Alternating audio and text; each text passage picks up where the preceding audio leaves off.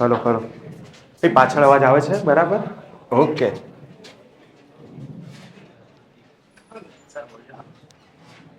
શું ભાઈ અવાજ આવે છે પાછળ બરાબર? ઓકે. અહીંયા બરાબર આવે છે ને? Okay yes. આ તરફ ધ્યાન આપજો દોસ્તો. Good evening.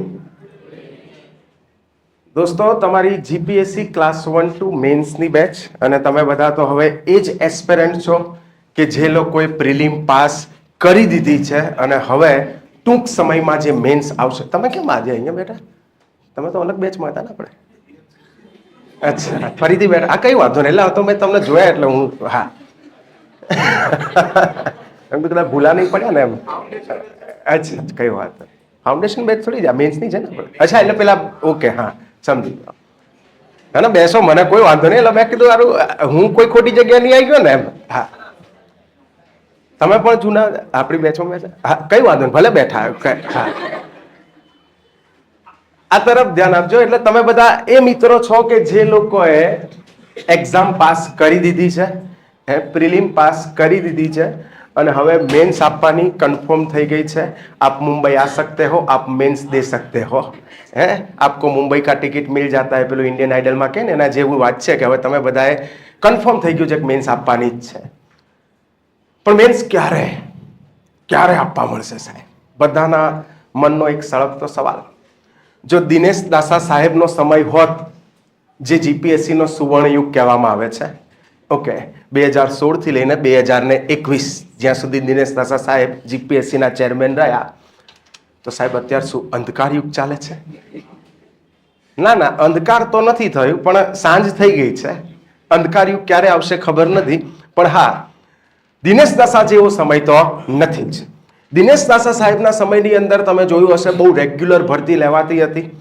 પ્રિલિમ આવે, મેન્સ આવે. વર્ષની અંદર તો સાહેબનો રેકોર્ડ કે ભરતી આખી ક્લિયર કરી જ નાખે. ઓકે પ્રિલિમ પતી હોય એટલે એના 2 દિવસ રહીને તમારી પ્રોવિઝનલ આન્સર કી આવી જ જાય.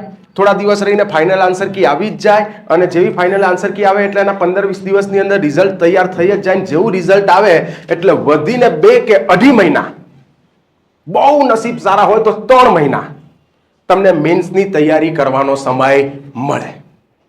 એટલે દિનેશ દાસા સાહેબના સમયમાં ટ્રેન્ડ એવો ચાલી રહ્યો હતો કે તમારા રિઝલ્ટ આવ્યા પછી મેક્સિમમ તમારી જોડે 2 મહિનાથી લઈને 3 મહિનાની આજુબાજુનો સમય રહેતો, એનાથી વધુ વિશેષ સમય નહીં.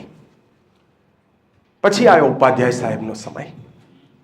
ઓકે અને ઉપાધ્યાય સાહેબનો સમય તમે જુઓ તો તમને ખ્યાલ આવશે કે ભાઈ પ્રિલિમ અને પ્રિલિમ પતે પછી તો ક્યારેય ફરતું તમારું રિઝલ્ટ આવે અને રિઝલ્ટ આવે એના પછી મેન્સ ક્યારે લેવાય એના કંઈ બહુ ઠેકાણા નથી હોતા. પણ છતાંય આપણે એક જૂના ટ્રેન્ડને જ ફોલો કરીને ચાલીએ.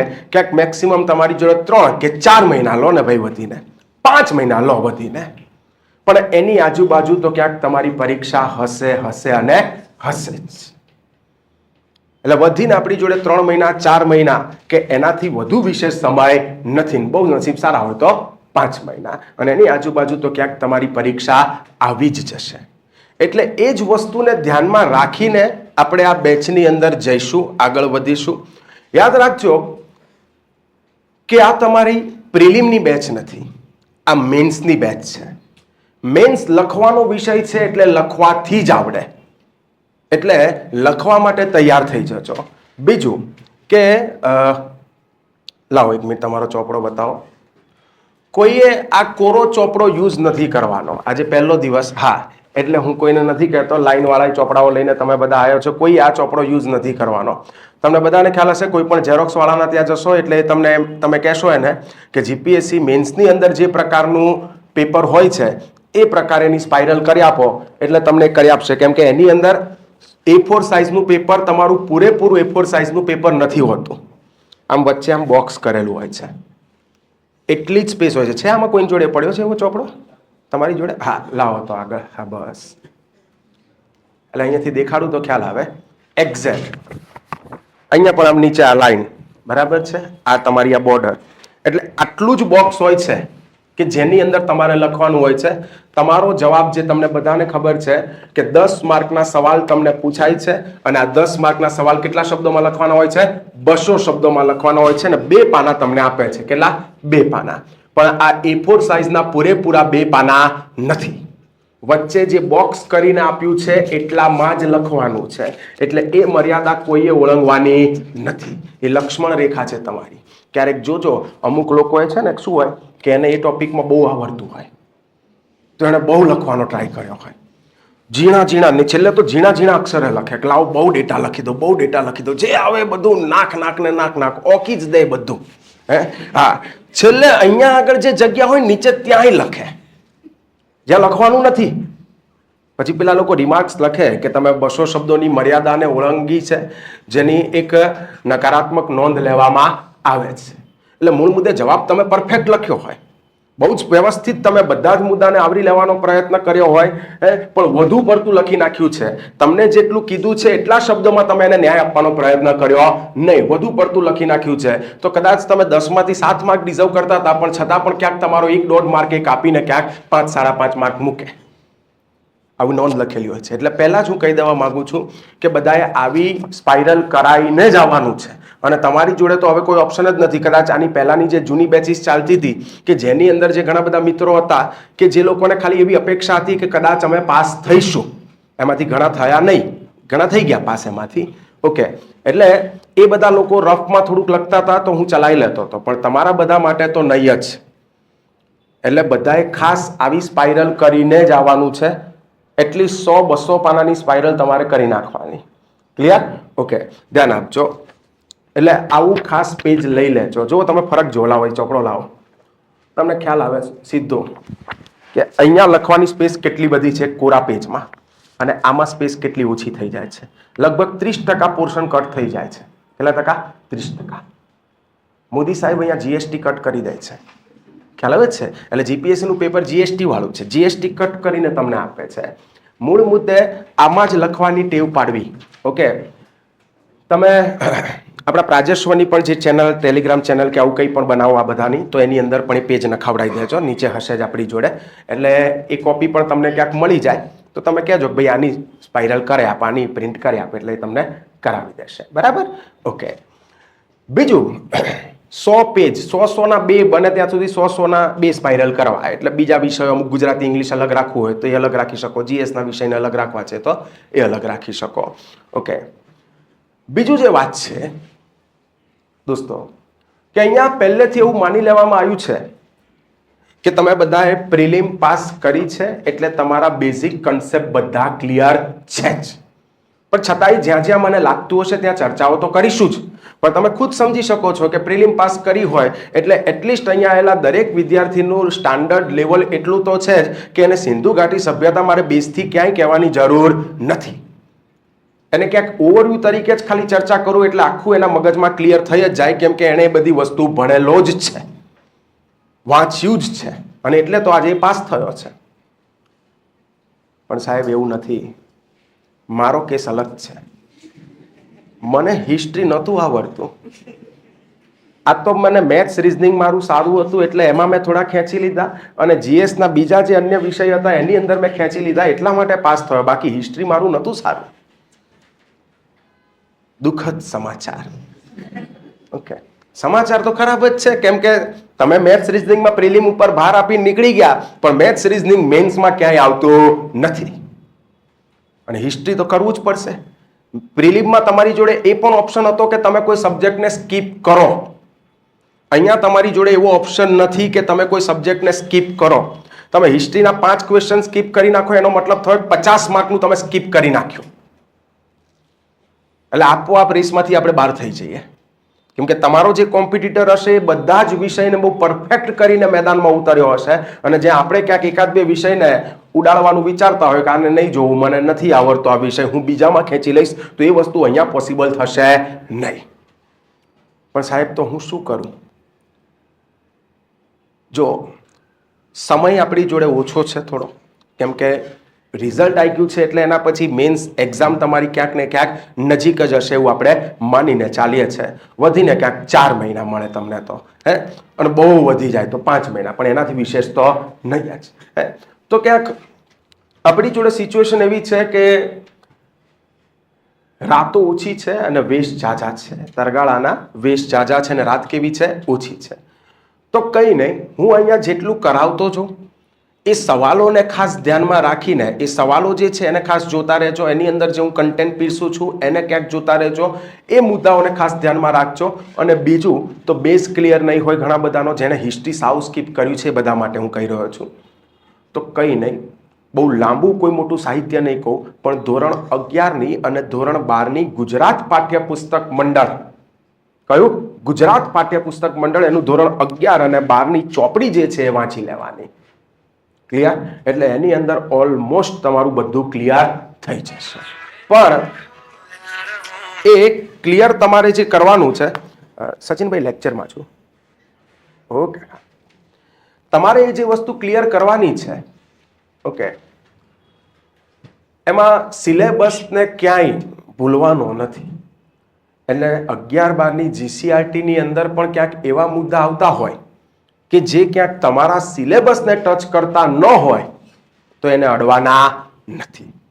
સિલેબસ તમારા મગજમાં એકદમ ક્રિસ્ટલ ક્લિયર હોવો જ જોઈએ કે કયા કયા મુદ્દાઓ તમારા સિલેબસની અંદર છે. એનાથી વિશેષ અડવાનું થતું નથી. સમજાવું હું તમને, સિલેબસના પોઈન્ટ બતાવું. એકવાર એ પોઈન્ટ તમને અહીંયા રફલી આઈડિયા આપી દઉં છું, એટલે તમને ખ્યાલ આવી જાય કે આટલા જ પોઈન્ટ્સ છે ને મારે આટલું જ જોવાનું છે. એટલે તમે ખોટી ક્યાંય ગધા મજૂરી કરવા દોડો નહીં. તમારી મહેનત આપોઆપ ઓછી થઈ જાય. ઓકે, જેમ કે તમારા સિલેબસની અંદર જોશો તો તમારો પહેલો જ પોઈન્ટ છે સિંધુ ખીણની સભ્યતા. પહેલો જ પોઈન્ટ કયો છે? સિંધુ ખીણની સભ્યતા. બીજો પોઈન્ટ છે તમારી વૈદિક સભ્યતા. ત્રીજો પોઈન્ટ છે તમારો જૈન ધર્મ અને બૌદ્ધ ધર્મ. ઓકે, એના પછીનો જે તમારો પોઈન્ટ છે એ છે સીધો મૌર્ય વંશ. સીધો કયો પોઈન્ટ છે? મૌર્ય વંશ. મૌર્ય વંશ પછી તમે પ્રિલિમમાં ભણ્યા હશો અનુમૌર્ય યુગ. અને આ અનુમૌર્ય યુગની અંદર તમે ક્યાંક શૃંગ વંશની સત્તા જોઈ હશે, સાતવાહન વંશની સત્તા જોઈ હશે, કર્મ વંશની સત્તા પણ જોઈ હશે, ઇન્ડો યવન શાસકો જોયા હશે, શક શાસકો પણ તમે પ્રિલિમમાં ભણ્યા હશો. પણ મેન્સમાં આ ટોપિક છે નહીં. મેન્સમાં સીધો લખ્યો છે કનિષ્ક. કુષાણ વંશ અનુમૌર્ય યુગની અંદરનો ખાલી એકમાત્ર વંશ કયો? કુષાણ વંશ. અને એનો એક રાજા કયો? કનિષ્ક.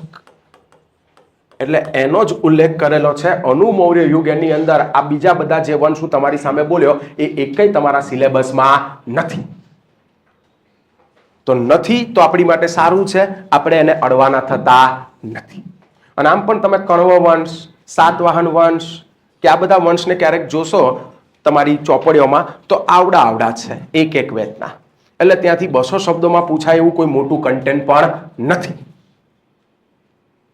પણ છતાંય અનુમૌર્ય યુગ અંધકાર યુગ કીધો છે. અંધકાર યુગ એટલા માટે જ કીધો છે, અહીંયાથી ઐતિહાસિક માહિતીઓ પણ આપણને બહુ જાજી મળતી નથી. માહિતી મેળવવાના સ્ત્રોત જ કેવા છે? સીમિત છે. ખ્યાલ આવે છે? તો ત્યાં આ બધા જે વંશ છે તો એ તમારા સિલેબસમાં જ નથી, તો એને અડવાના થતા નથી. મહેનત આપોઆપ ઘટી ગઈ તમારી. એના પછી તમે મૌર્ય પછી સીધું કનિષ્ક, ને કનિષ્ક પછી છે સીધો ગુપ્ત. ગુપ્ત યુગ. એમાં મૌર્ય અને ગુપ્ત એમના એવા ટોપિક છે કે જ્યાંથી અવારનવાર રિપીટેડલી તમને જોશો તો સવાલ જોવા મળ્યા કરશે. તો આપણને ખબર પડે છે કે આ મૌર્ય વંશ ને ગુપ્ત વંશમાંથી અવારનવાર રિપીટેડલી આ લોકો સવાલો પૂછે છે, તો શું એ ટોપિકને છોડાય? નહીં છોડાય. ક્લિયર? એ ટોપિક છોડવાનો થતો નથી. એના પછી તમે જોવા જાઓ, ગુપ્ત પછી ક્યાંક હર્ષવર્ધન, ને હર્ષવર્ધન પછી તમે આગળ વધો એટલે તમારી રાજપૂત સત્તા આવે. હવે રાજપૂત સત્તાની જો તમે વાત કરો ભારત દેશની અંદર, તો ભારત દેશમાં તો ઘણી બધી રાજપૂત સત્તાઓ હતી. ફોર એક્ઝામ્પલ ગુજરાતની જ ખાલી આપણે વાત કરીએ તો ગુજરાતની અંદર આપણું ચાવડા વંશ છે, સોલંકી વંશ છે, વાઘેલા વંશ છે, જે સત્તાઓને તમે ક્યાંક પ્રિલિમમાં ભણ્યા છો. ઇવન જુનાગઢ બાજુ જાઓ તો અહીંયા ચુડાસમા વંશી રાજપૂતોની સત્તા હતી. અહીંયા ચુડાસમા વંશી રાજપૂતોની સત્તા હતી. તમે માળવામાં જાઓ તો અહીંયા પરમાર વંશી રાજપૂતોની સત્તા હતી. તમે રાજસ્થાન બાજુ જાઓ તો અહીંયા ચૌહાણ વંશી રાજપૂતોની સત્તા હતી. બુંદેલખંડ બાજુ જાઓ તો અહીંયા ચંદેલ વંશના રાજપૂતોની સત્તા હતી. આ તરફ તમે કન્નોજમાં છેલ્લે ગુર્જર પ્રતિહારો કન્નોજ પૂરતા સીમિત થઈ ગયેલા હતા, તો અહીંયા ગુર્જર પ્રતિહારોની સત્તા હતી. દિલ્હીમાં તોમર વંશના રાજપૂતોની સત્તા હતી. હજુ તમે દક્ષિણમાં જાઓ તો દક્ષિણની અંદર એ સમયે ચોલ વંશની સત્તા હતી. ચોલને ભણવાના છે, તમારા સિલેબસનો પોઈન્ટ છે. પણ હવે હું જે કહેવા માંગુ છું એ કે અહીંયા તોમર વંશી રાજપૂત, અહીંયા ગુર્જર વંશી, અહીંયા ચંદેલ વંશી, અહીંયા પરમાર વંશી, અહીંયા ચોલ વંશી, આ બધા રાજપૂત શાસકોની સત્તા છે. પણ તમારી માટે કયા કામના? તમારી માટે કામના છે આ ચાવડા, સોલંકી અને વાઘેલા. એમાં ચાવડા વંશ પણ એવો વંશ છે કે જ્યાંથી તમને 200 શબ્દોમાં કોઈ સવાલ પૂછી શકે નહીં. 10 માર્કનો એકેય સવાલ તમને અહીંયાથી બની શકે નહીં. એટલે આ વંશ પણ આપોઆપ તમારી માટે નીકળી ગયો. તમારી માટે ખાલી આ બે વંશ જ કામના રહે છે, સોલંકી વંશ અને વાઘેલા વંશ. સાહેબ, ચૌહાણ વંશ અમારે વાંચવાનો ના નહીં વાંચવાનો? જે રાજસ્થાન પબ્લિક સર્વિસ કમિશનની તૈયારી કરતો હોય ને એ વાંચશે, તમારે નહીં વાંચવાનો. જે મધ્યપ્રદેશ પબ્લિક સર્વિસ કમિશનની તૈયારી કરતો હશે એ પરમાર વંશને વાંચશે, એ ચંદેલોને વાંચશે, કેમ કે ત્યાંની રાજપૂત સત્તા છે, ત્યાંની સ્થાનીય સત્તા છે, તો એ એની તૈયારી કરશે. તમારે જરૂર નથી, એ તમારા સિલેબસનો પણ પોઈન્ટ નથી. એટલે જ્યારે મધ્યકાલીન ભારત ક્યાંક વાંચવા બેસો ને આ બધી અલગ અલગ અલગ રાજપૂત સત્તાઓની ક્યાંક ચર્ચા કરી હોય તો તમારે એને ખાલી ગુજરાતના પોઈન્ટ ઓફ વ્યૂથી થોડો જોવાનો રહે છે. બાકી સ્પેશિયલી પરમાર વંશ તમારે વાંચવાનો થતો નથી. સ્પેશિયલી જેમ રાજસ્થાન, ભાઈ તમે રાજસ્થાન જાઓ, એને પૂછશો કે ગુજરાતના સોલંકી વંશના શાસકો વિશે ખબર છે, તો એને ક્યાંક થોડો ઘણો આઈડિયા હશે કે હા, ગુજરાતમાં સોલંકી વંશી રાજપૂતોની સત્તા હતી, ત્યાં સિદ્ધરાજ જયસિંહ જેવો કે કુમારપાળ જેવો શક્તિશાળી શાસક થઈ ગયો, એને ખબર હશે. પણ આ સિવાય એને ગુજરાતની અંદર બીજા જે અન્ય સોલંકી વંશમાં શાસકો થઈ ગયા હશે જેમના સમયમાં વલ્લભરાજ કે દુર્લભરાજ, તો એના વિશે બહુ માહિતીઓ નહીં હોય એની જોડે. એની જોડે થોડીક ઓવરવ્યુ પૂરતી જ માહિતી હશે ગુજરાતની. એને પૂછશો રાજસ્થાનના કોઈ છોકરાને કે તને ચુડાસમા વંશી શાસકોની ખબર છે, તો નહીં ખબર હોય. રાખેંગાર ખબર છે કે કોણ રાખેંગાર? નહીં ખબર હોય. હા, આપણા ગુજરાતમાં બહુ ફેમસ છે રાખેંગાર ને સિદ્ધરાજ જયસિંહ વાળી સ્ટોરી. એને પૂછો રાધિયાસ, કોણ રાધિયાસ? એને નહીં ખબર હોય, કેમ કે આ અહીંયાની સ્થાનીય સત્તા છે આપણી. ભાઈ સમજાય જ છે. એટલે મારો કહેવાનો તાત્પર્ય છે કે જ્યારે મધ્યકાલીન ભારતનો ઇતિહાસ તમારો આવશે એટલે રાજપૂત સત્તા આવશે, તો એમાં બધી રાજપૂત સત્તા પણ તમારે વાંચવાની જરૂર નથી. માત્ર કયા જોવાના? ચાવડા, સોલંકી અને વાઘેલા. એમાં ચાવડાય નથી જોવાના. કયા? સોલંકી અને વાઘેલા વંશ. આ બે જ વંશ એવા છે કે જ્યાંથી 200 શબ્દોમાં કંઈક તમને કન્ટેન્ટ બનાવી શકે. તમે તાર જૂના પેપર ઉઠાઈને જોઈ લેવાની છૂટ.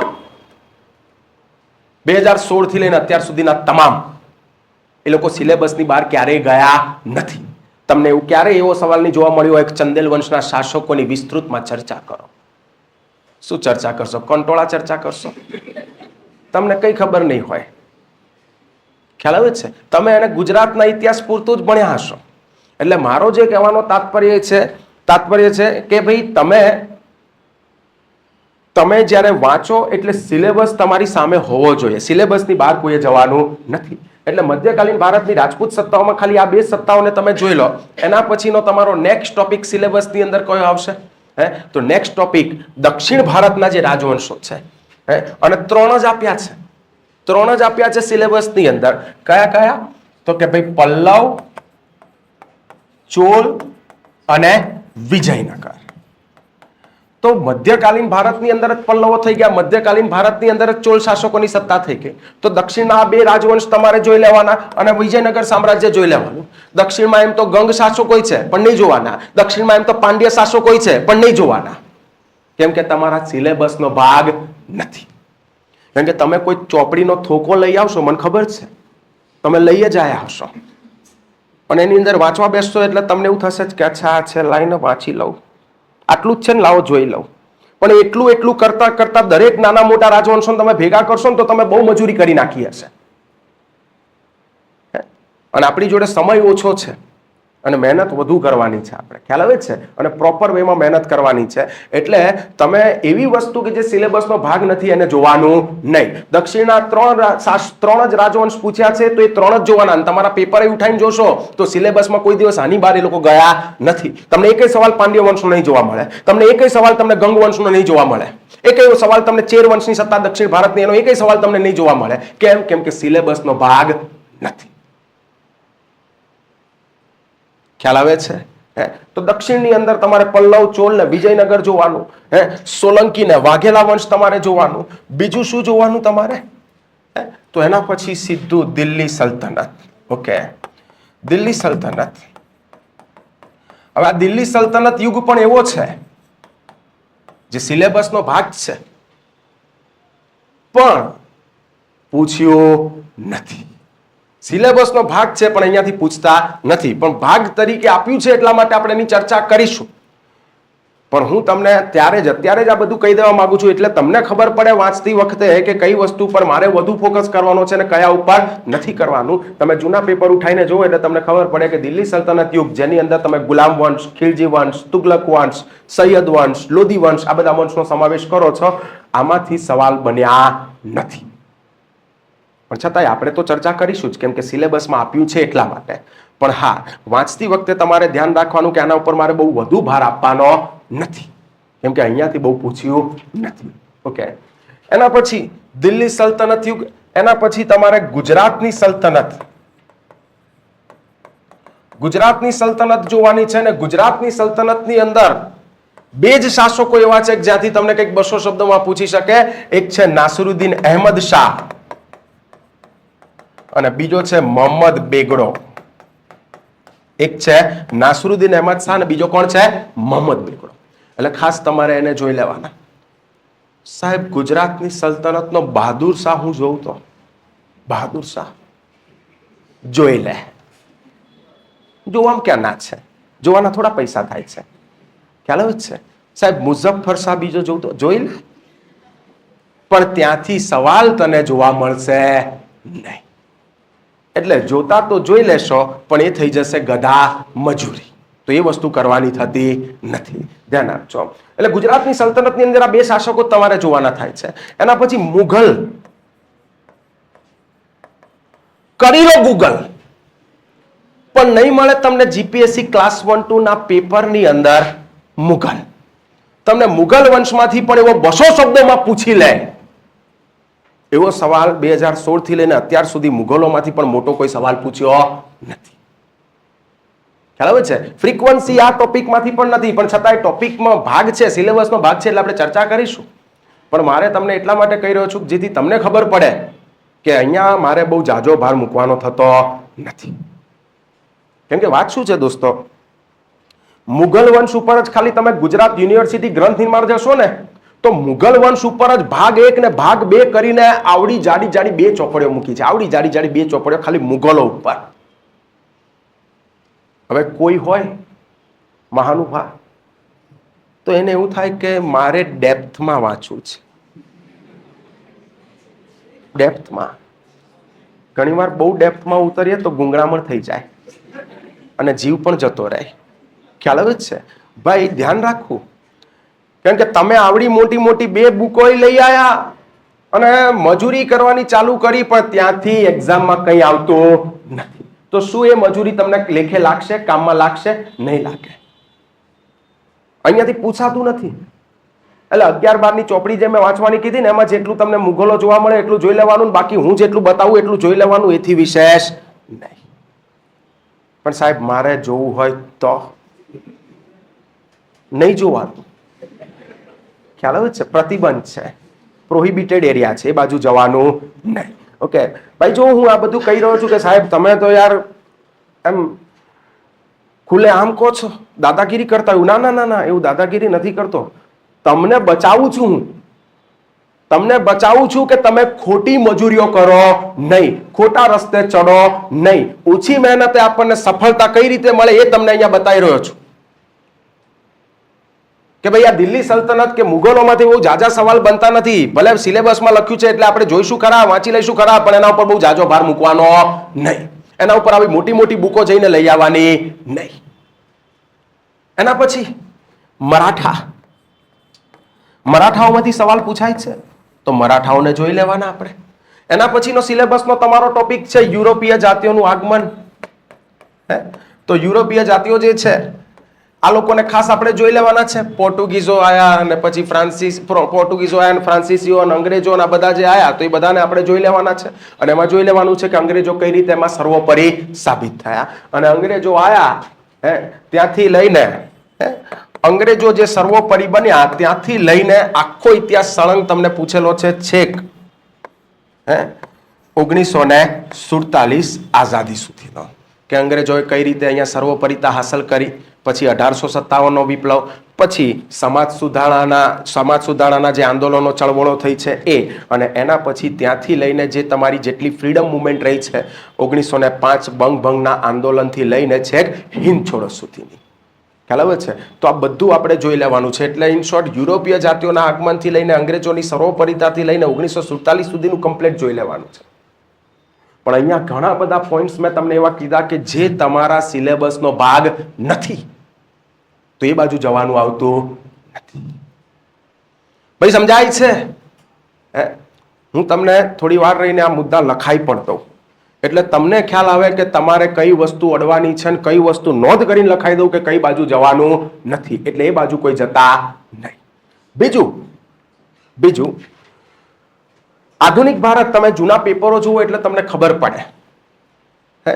તમે જૂના પેપરો સ્ટડી કરો ને એટલે તમને ખબર પડે કે અમુક પોર્શન એવા છે કે જ્યાંથી રિપીટેડલી સવાલ, કે હિસ્ટ્રીના 5 સવાલ તમને પૂછે છે, તો આ 5 સવાલમાંથી અમુક પોર્શન એવા છે જ્યાંથી રિપીટેડલી પૂછાયા કરે છે.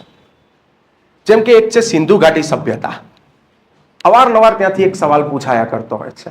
બીજો એક પોઈન્ટ છે તમારો મૌર્ય અને ગુપ્ત. હમણાં જ મેં તમને કીધું કે મૌર્ય અને ગુપ્ત, ત્યાંથી એકાદ સવાલ રિપીટેડલી પૂછાયા કરે છે. બીજો એક સવાલ છે તમારો ગાંધીજી. અવારનવાર મહાત્મા ગાંધીમાંથી સવાલ પૂછાયા જ કરે છે ભાઈ. ઓકે, જો વ્યક્તિગત રીતે તમે ગાંધીજીથી નફરત કરતા હશો, ઓકે, અને એવું નથી, ગાંધી નફરત કરવા લાયક છે જ નહીં. ગાંધી ખરેખર બહુ મહાન હસ્તી છે. 100% જે લોકો જોડે જ્ઞાન નથી એ લોકો એને બદનામ કરે એ વાત અલગ છે. ઓકે, ગાંધીજી એમને લઈને, એમના વિચારોને લઈને, એમના આંદોલનોને લઈને અવારનવાર પૂછાયા કરે છે. પણ સાહેબ, મને ગાંધી નહીં ગમતો. તો તને કોઈને પૈણવાનું કીધું ગાંધી જોડે? તને કોઈએ પૈણવાનું નહીં કીધું. તને પર્સનલી નહીં ગમતો, વ્યક્તિગત રીતે નહીં ગમતો, કઈ વાંધો નહીં ભાઈ, પણ એક્ઝામમાં આવે છે, એક્ઝામમાં પૂછાય છે, એટલે એ માટે પણ કરવો પડશે. હું તો ના લખું તો ના લખતો, બીજું તો શું કહી શકું? એટલે એવી બધી વસ્તુ ના ચાલે. નાના છોકરા જેવા બહાનાઓ કે નાના છોકરા જેવી વાતો અહીંયા કરવાની નહીં. રિપીટેડલી આપણને ખબર જ છે કે ગાંધીજીમાંથી સવાલ પૂછાય જ છે, તો જોઈ લેવાના. ખ્યાલ આવે છે? ગાંધીજીને લઈને બહુ વ્યવસ્થિત રીતે માહિતી કલેક્ટ કરવાની કે મેન્સ લેવલે એમાંથી કેવું પૂછાઈ શકે છે. સાહેબ, પણ અમને તો ખબર નથી કેવું પૂછાય છે. કઈ વાંધો નહીં, હું એની માટે જ છું અહીંયા, કે ગાંધીજીમાંથી તમને સવાલો બનશે તો કેવા બનશે ને કેવા પ્રકારના ક્યાંક બની શકે, તો એ બધાની આપણે ચર્ચાઓ કરીશું. ક્લિયર? પણ આ મેં તમને એટલા માટે બતાવ્યું જેથી તમને ખબર પડે કે ઓકે, આ 3-4 પોઈન્ટ એવા છે કે જે આ લોકોના હોટ ફેવરિટ છે, જ્યાંથી રિપીટેડલી દર વખતે પૂછાયા કરે છે. એટલે એ પોઈન્ટ્સને તો ક્યાંય આપણે નબળો મૂકવાનો નથી. ભાઈ સમજાય છે? ભાઈ સમજાય છે? ઓકે, હા બોલવું. હું બાબા બાગેશ્વર નથી, મને ક્યાંથી ખબર પડે? ખ્યાલ આવે છે? એટલે બોલવું. હા, ઓકે. ઘણી વાર ઈગો આવી જાય કે યાર, મેં પ્રિલિમ પાસ કરી. ઘણા તો અત્યારે એવો ઈગો હશે કે આમ રસ્તામાં જતા બે ચાલે, તું અટને સાઈડમાં, ખબર છે પ્રિલિમ પાસ કરી સાઈડમાં, તું હા મેં પ્રિલિમ પાસ કરી છે કે, અને આમ જબરદસ્ત યાર, હું પ્રિલિમ પાસ કરી, હું લાઈનમાં ઉભો રહું, ભજીયાની લાઈનમાં હું ઉભો રહું, હું દાળ વડા લેવા ઉભો રહું. અરે યાર, એને તો એવું જ લાગતું હોય કે આપણા માથે બત્તી આવી ગઈ છે. ગાડી નહીં, એને તો એના માથે બત્તી ફરતી હોય લાલ લાલ. પણ હજુ સફર બહુ બાકી છે દોસ્તો. ઈગોમાં નહીં આવવું. ક્લાસમાં ભણવા બેઠા હોય એટલે એક ભણવાના અપ્રોચ સાથે, એટીટ્યુડ સાથે જ બેસવું. હું ક્યાંક મારા ગુરુ જોડે જ્યારે બેઠો હોઉં તો હું બ્લેન્ક થઈને જ બેઠો હોઉં, કેમ કે મને ખબર છે કે અહીંયાથી 2 વસ્તુ કંઈક મને સારી શીખવા મળશે. ખ્યાલ આવે છે? એટલે ત્યાં આગળ જ્યારે પણ ક્યાં પણ અહીંયા અત્યારે શીખવા બેઠા છો તો એ શીખવાના મૂડમાં જ બેસવું. ઘણા આમ એકદમ આમ હોય, આમ ભણાવતા હોય, બસ કઈ એક્સપ્રેશન નહીં. આમ મને એમ થાય કે આને કઈ થઈ નહીં ગયું ને ભાઈ. હવે ખુદ વિચારો, તમે મારી જો વાત કરતા હોય, બોલતા હોય, હું તમને આમનો આમ જોઈ રહ્યો તો કેવું લાગે? It's a lack of communication. જે પછી ઇન્ટરવ્યુમાં તમારે જોવાનું છે કે કોઈ માણસ બોલતો હોય તો તમારું માથું આમ થોડુંક સ્લાઇડ હલતું હોય, હા ના આમ જવાબ આપતા હોય. પેલો ઇન્ટરવ્યુ વાળો પૂછતો હોય તમે આમ ડાઘિયાન જેમ જોયા કરો, કેવું લાગે? કે કોણ આવ્યો છે કે ભાઈ જાતું, ઓકે સરસ, બહુ સરસ, જાવ કે. એટલે એવું નહીં કરવું. જો કે તમે બધા બહુ સરસ વ્યવસ્થિત ખુશ મિજાજ બધા બેઠા છો, એટલે કોઈ ચિંતા કરવાની જરૂર નથી. પણ અમુકનો કદાચ એવો સ્વભાવ હોય, પણ સાહેબ મારો તો સ્વભાવ જ આવો છે, હા તો સુધરી જજો. કેમ કે સુધરવાનો એક ઓપ્શન છે, ખ્યાલ આવે છે. તો કઈ વાંધો નહીં. પહેલા આપણે એ મુદ્દાઓ લખીશું કે કયા મુદ્દાઓ આપણે ખાસ જોવાના છે અને કયા મુદ્દાઓ બાજુ જવાનું નથી. એટલે ખાલી હું અત્યારે આ વસ્તુ તમને એક લખાઈ દઉં છું, જેથી તમને ખબર પડે કે આની બહાર ક્યાંય જવાનું નથી. આ સિલેબસ જ છે, પણ છતાંય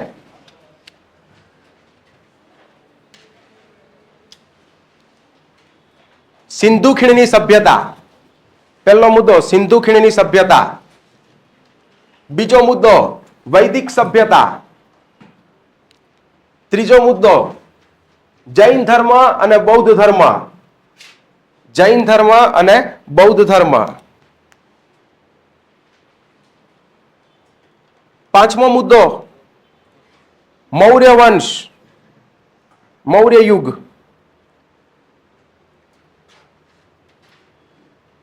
અનુમૌર્ય યુગ, નીચે લખો અનુમૌર્ય યુગ.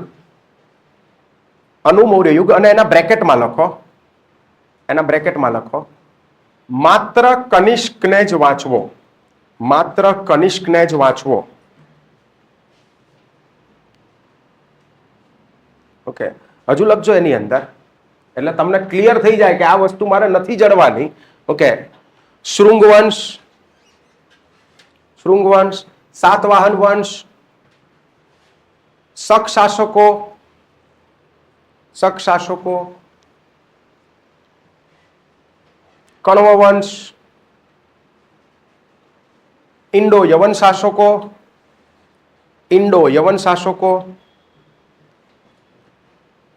વગેરે પર ભાર મૂકવો નહીં, એટલે કે વગેરેને વાંચવા નહીં. એટલે તમને ખબર પડે કે અનુમૌર્યમાં મારે ખાલી માત્ર આટલું જ કરવાનું છે. તમારા નહીં તો ખાલી આટલું સ્કીપ કરો ને એટલે તમારા 20-25 પત્તાઓ સીધા સ્કીપ થઈ ગયા તમારા વાંચવાના. એટલી મહેનત ઓછી. ક્લિયર? ઓકે, લખજો હજુ નીચે ગુપ્ત યુગ ખાસ વાંચવો, ગુપ્ત યુગ ખાસ વાંચવો. લખજો. હા બોલો. નહીં ચાલશે, પછી એનો અવાજ આવશે. લખજો મધ્યકાલીન ભારતમાં, મધ્યકાલીન ભારતમાં રાજપૂત સત્તાઓમાં, રાજપૂત સત્તાઓમાં ગુજરાતની પ્રમુખ રાજપૂત સત્તાઓને જ જોવી, ગુજરાતની પ્રમુખ રાજપૂત સત્તાઓને જ જોવી. જેમ કે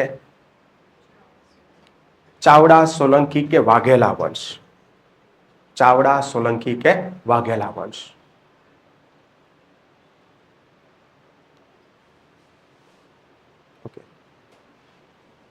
બીજા રાજ્યોની લખી દેજો, બીજા રાજ્યોની પ્રાદેશિક રાજપૂત સત્તાઓ પર ભાર મૂકવો નહીં.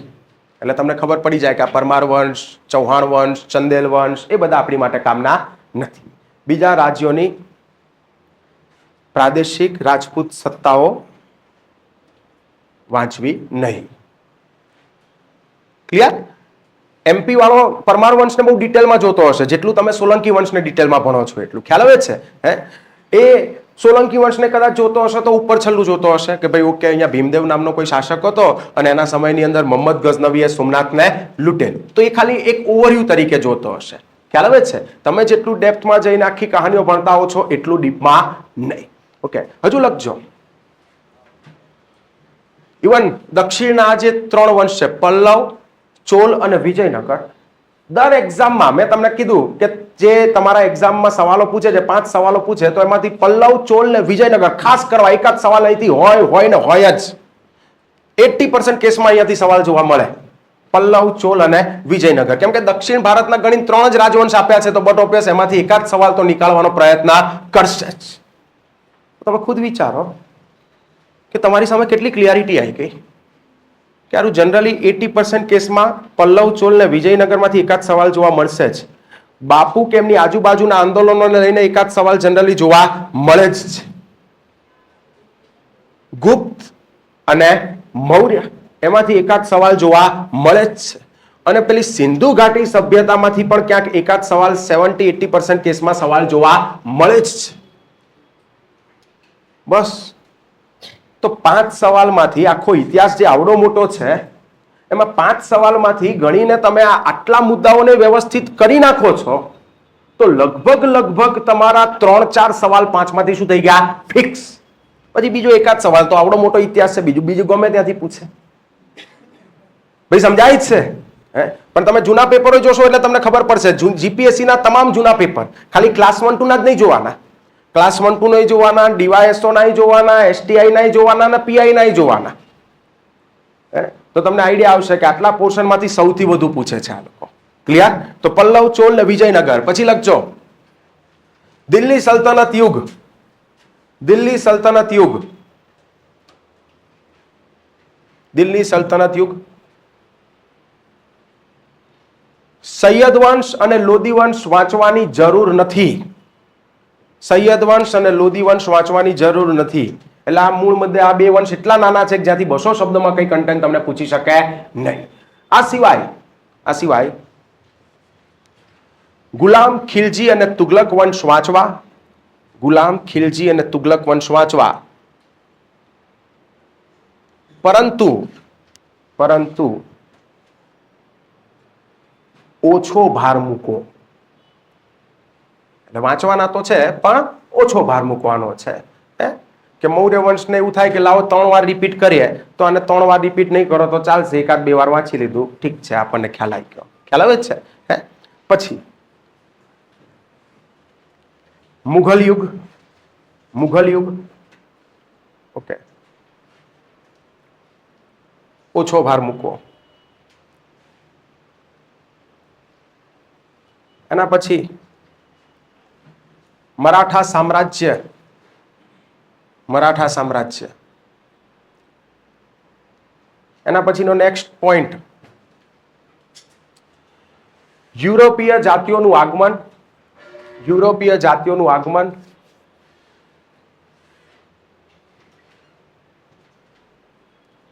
જેમાં પોર્ટુગીઝો,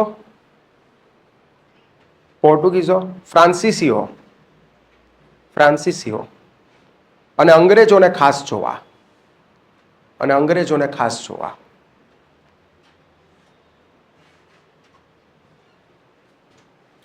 લખજો નીચેનો પોઈન્ટ. 1757 ના પ્લાસીનું યુદ્ધ.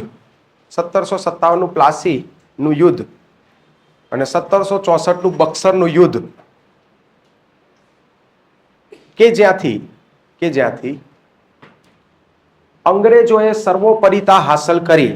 અંગ્રેજોએ સત્તા સ્થાપી, એવું લખજો. અંગ્રેજોએ સત્તા સ્થાપી. ત્યાંથી લઈને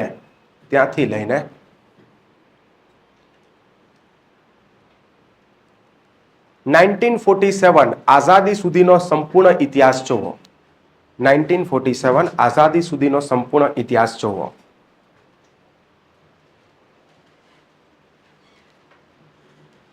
બ્રેકેટમાં નોંધ કરીને લખી દેજો. નોંધ. કર્ણાટક વિગ્રહ. આંગ્લ મૈસૂર વિગ્રહ.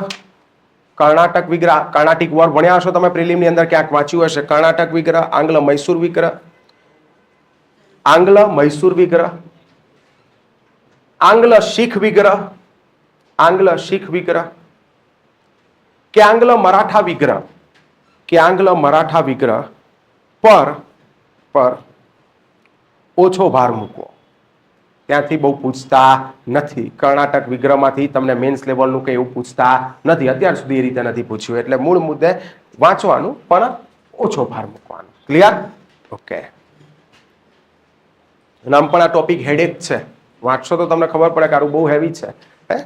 તો એ સારી વસ્તુ છે કે ત્યાંથી બહુ પૂછતા નથી. એટલે ઇન શોર્ટ શું થયું? ઓકે, હા.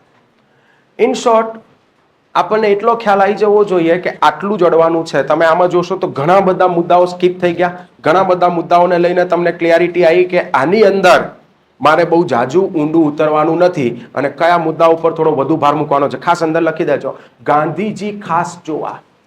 ગાંધીજી સરદાર પટેલ એવું લખજો. ગાંધીજી સરદાર પટેલ, BR આંબેડકર અને સુભાષચંદ્ર બોઝ બીજેપીના હોટ ફેવરેટ છે, એટલા માટે અવારનવાર અહીંયાથી પૂછે છે. એટલે હા, ગાંધીજી, સુભાષચંદ્ર બોઝ, સરદાર પટેલ અને BR આંબેડકર. ક્લિયર? ખાસ જોવા.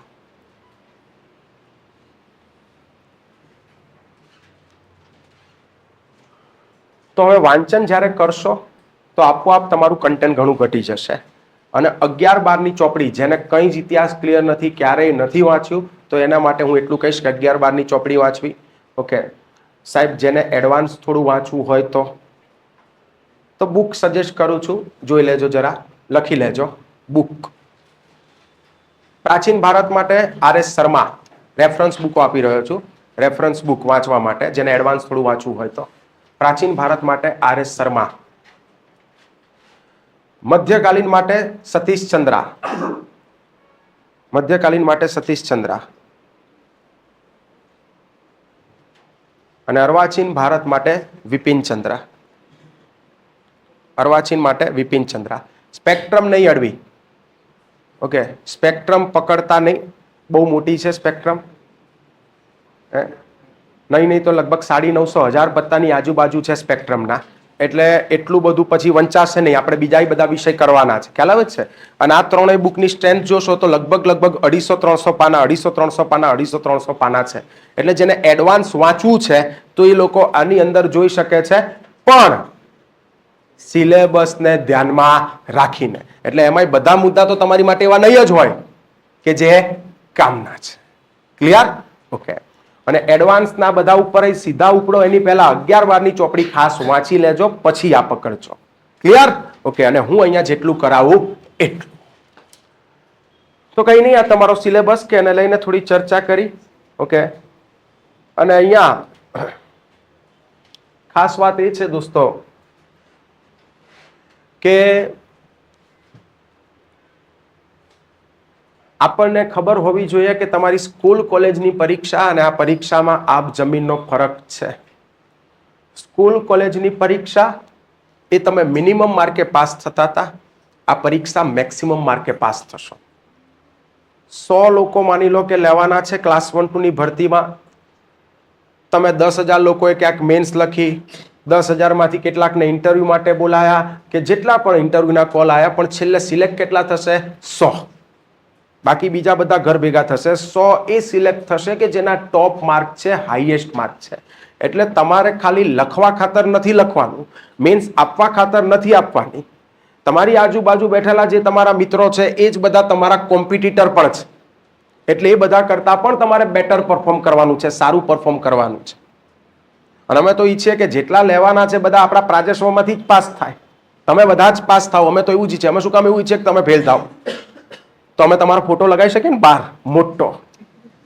તમે ફેલ થાવ એમાં અમારો સ્વાર્થ નથી, અમારો સ્વાર્થ તમે પાસ થાવ એમાં છે. ખ્યાલ આવે છે? તમે પાસ થશો તો બીજા 2 જણાને કહેશો, તમને કોઈ પૂછશે કે યાર પાસ થઈ ગયો તું, એ ક્યાં કરેલી મેન્સની તૈયારી? તો તમે કહેશો પ્રાજેશ્વરમાં સારું તૈયારી કરાવતા હતા. તો 2 માણસ અમારે ત્યાં વધુ આવશે, તો અમને એનો ફાયદો છે. બહુ સ્પષ્ટ વાત કરી રહ્યો છું, ચોખ્ખી વાત. એટલે તમે ફેલ થાવ એમાં તો અમારું નુકસાન છે. એટલે અમે તો એવું જ ઈચ્છીએ કે હંમેશા અહીંયા આવેલો વિદ્યાર્થી શું થાય? પાસ. પણ તાળી 2 હાથે વાગે, 1 હાથે નહીં. અમે જેટલું કહીએ છીએ કે આટલું વાંચવું પડશે, આટલું કરવું પડશે, એટલી મહેનત જો તમે કરો છો તો ક્યાંક રિઝલ્ટ મળે. સ્કૂલ કોલેજમાં સાહેબ આપણને બધાને સરખા જ દાખલા ગણાવતા હતા. બોર્ડ ઉપર ક્લાસમાં સાહેબ સરખો જ દાખલો ગણતા હતા. 100 વિદ્યાર્થીઓ બેઠા હોય બધાની સામે, પણ છતાંય કેમ એવું થતું હતું? સાહેબ બધાને સરખું જ શીખવાડતા હતા, પણ છતાં એવું થતું હતું કોઈને 90% આવતા હતા અને કોઈને 50% આવતા હતા. સાહેબે તો બધાને સરખું જ શીખવાડ્યું, પણ કોઈને 90% એટલા માટે આવ્યા કેમ કે સાહેબે અહીંયા 1 દાખલો ગણાયો હતો, તો એને ઘરે જઈને બીજા એવા 10 કરવાની પ્રેક્ટિસ કરેલી એટલા માટે. અને પેલાને 50% એટલા માટે આવ્યા કે એમને અહીંયા સાહેબે દાખલો ગણાયો, બસ એ ગણ્યો, થેલો ઉપાડીને આવ્યો ને થેલો ઉપાડીને ગયો. તો એ અપ્રોચિસ સાથે વ્યક્તિ ચાલતો હતો, એટલા માટે એને રિઝલ્ટ મળ્યું નહીં.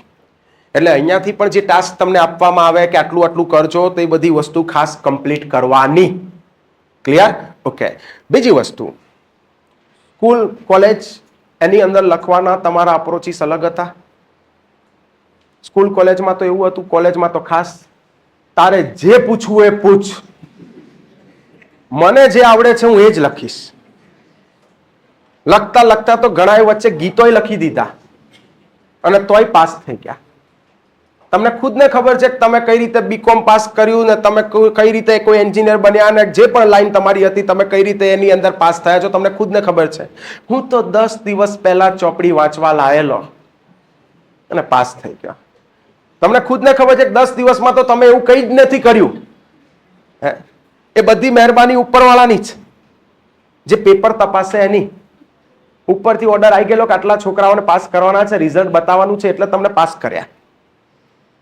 કોમર્સ વાળા છોકરાઓને પાકું સરવૈયું કોઈ દાડો નહીં મળ્યું, 2 ટાંટિયા કોઈ દિવસ નહીં મળ્યા અને તોય પાસ થઈ ગયો. મિકેનિકલ એન્જિનિયર બન્યો એને પાના પકડ અરખા પકડતા નહીં આવડતા અને પાસ થઈ ગયો.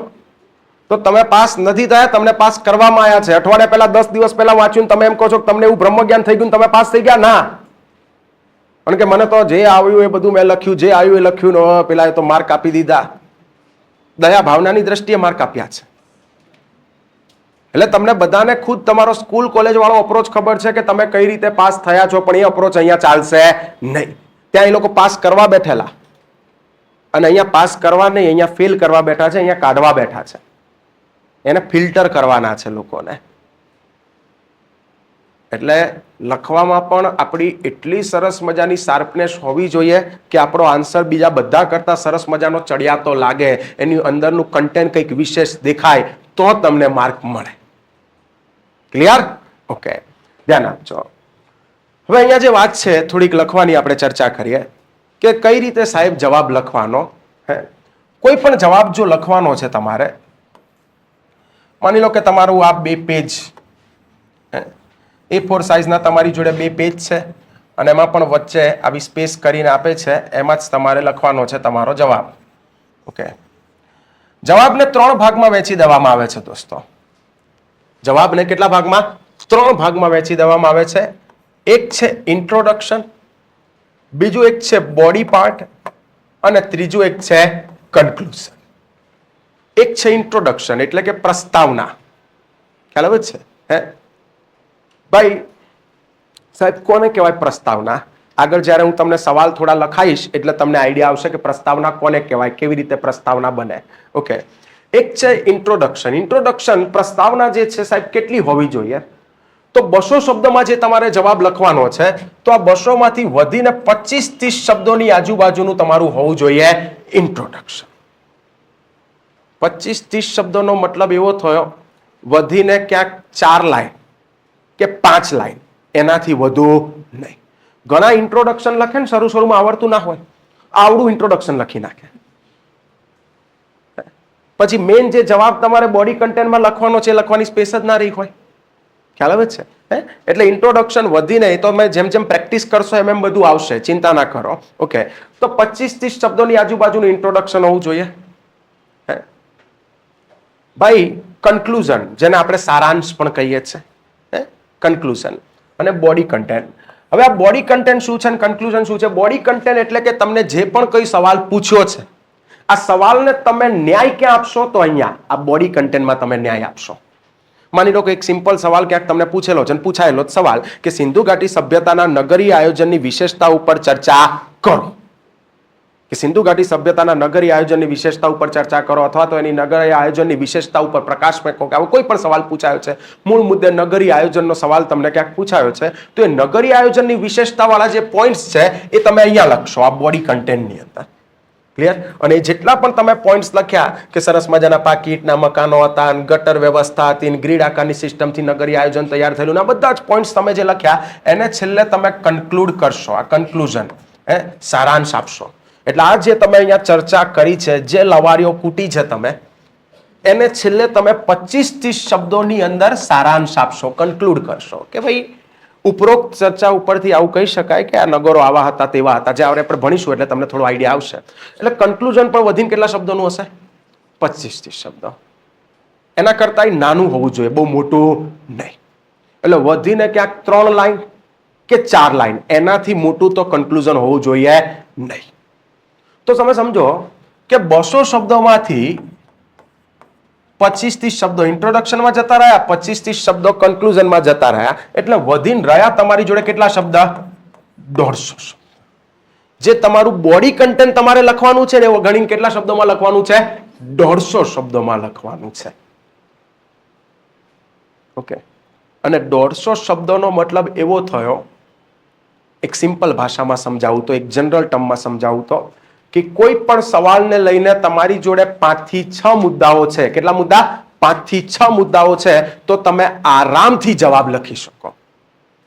ફોર એક્ઝામ્પલ કે ભાઈ સિંધુ ઘાટી સભ્યતાના નગરીય આયોજનની વિશેષતા, તો તમારી જોડે એના 5 થી 6 મુદ્દાઓ છે કે ભાઈ આવી સરસ મજાની ગટર વ્યવસ્થા હતી, તો તમે ગટર વ્યવસ્થા ઉપર તમે લખ્યું.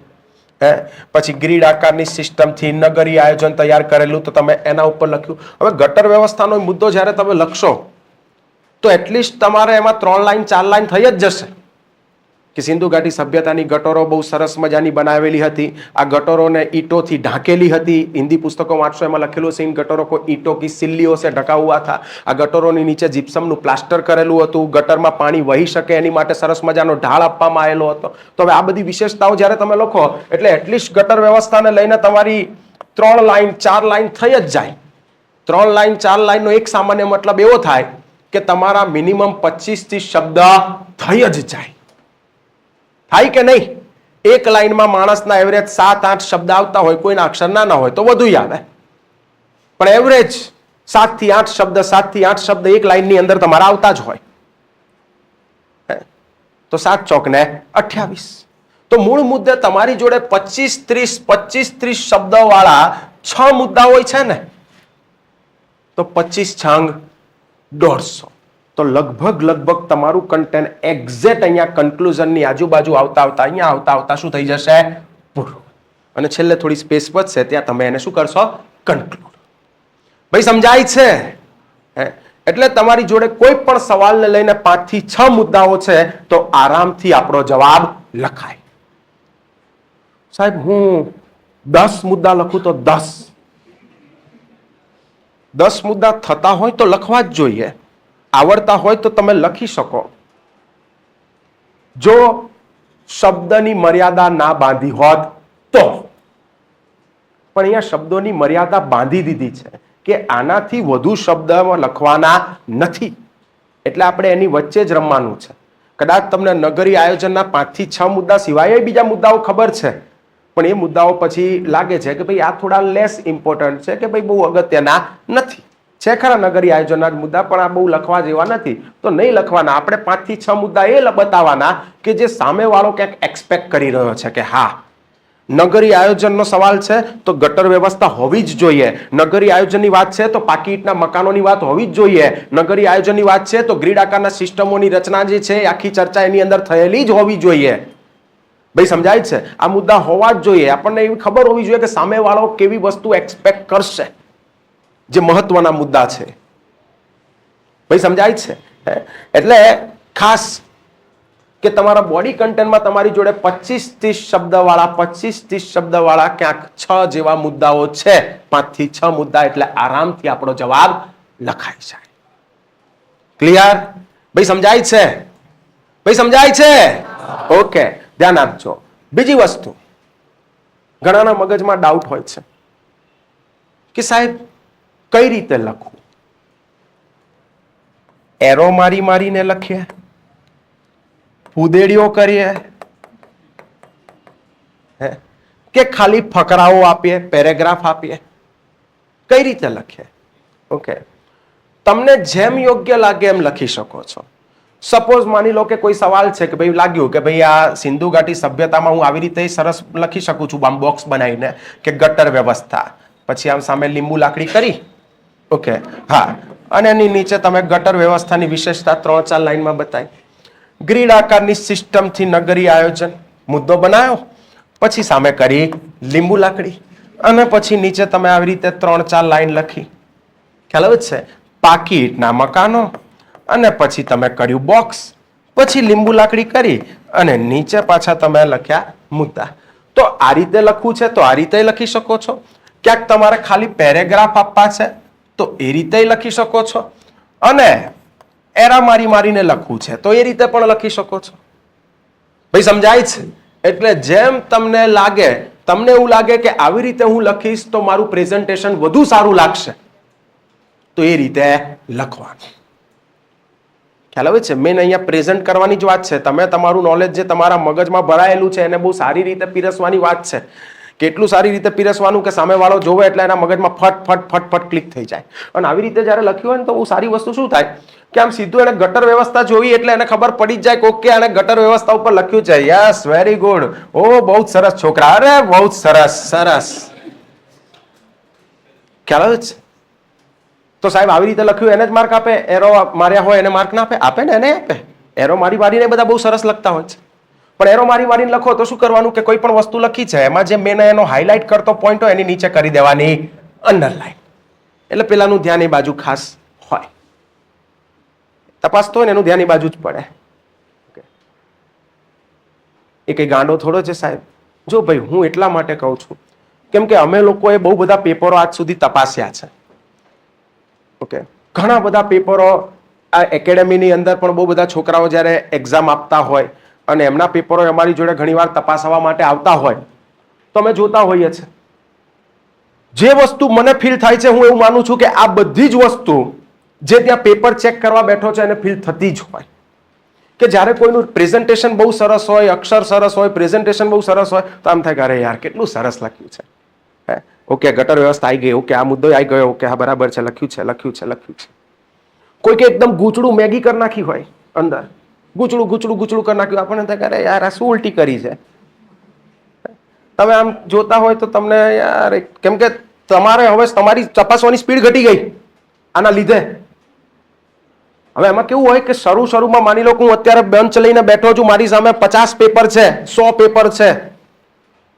અત્યારે તો મેં ફ્રેશ ચા પીને બેઠો છું. એટલે ચા પીધી છે, ચાની ચુસ્કી મારી છે, પહેલું પેપર આવ્યું, ઓકે બરાબર છે, મૂડ સારો છે. હજુ બીજું, ત્રીજું, ચોથું, 10મું, 12મું, 20મું. એક પેપર તપાસતા મિનિમમ 15 મિનિટ મિનિમમ થાય, 15 થી 20 મિનિટ. એટલે હું જયારે અહીંયા તપાસી રહ્યો છું, હવે 10મું, 15મું, 20મું પેપર જયારે આવ્યું હોય ને એટલે મારું મગજ ફરી ગયું હોય. અને એમાંય જયારે કોઈ ઉકેડો કર્યો હોય અંદર, એટલે કે આ શું લખો છો કે તમે આટલું ખરાબ, અત્યંત ખરાબ. હવે 20 પેપરમાં પાછું થયું શું હોય તમે સમજો કે 20 પેપર મેં જે તપાસ્યા હોય, એટલીસ્ટ મારા હાથમાં જે આવ્યા હોય એમાં કોઈકનો જવાબ બહુ સરસ લખેલો હોય, મારા ધ્યાનમાં આવી ગયો હશે. કોઈકે બહુ જ સરસ લખ્યું હશે, જેને મેં બહુ સારા માર્ક આપી દીધા, 10 માંથી 6 માર્ક, 7 માર્ક. મેં એને 10 માંથી 6 માર્ક આપ્યા કે આને બહુ સરસ લખ્યો. એટલે મારું એ સ્ટાન્ડર્ડ એ દિવસે સેટ થઈ ગયું કે સારામાં સારું જેણે લખ્યું છે આનું બહુ સરસ લખ્યું છે, 10 માંથી કેટલા માર્ક? 6 માર્ક.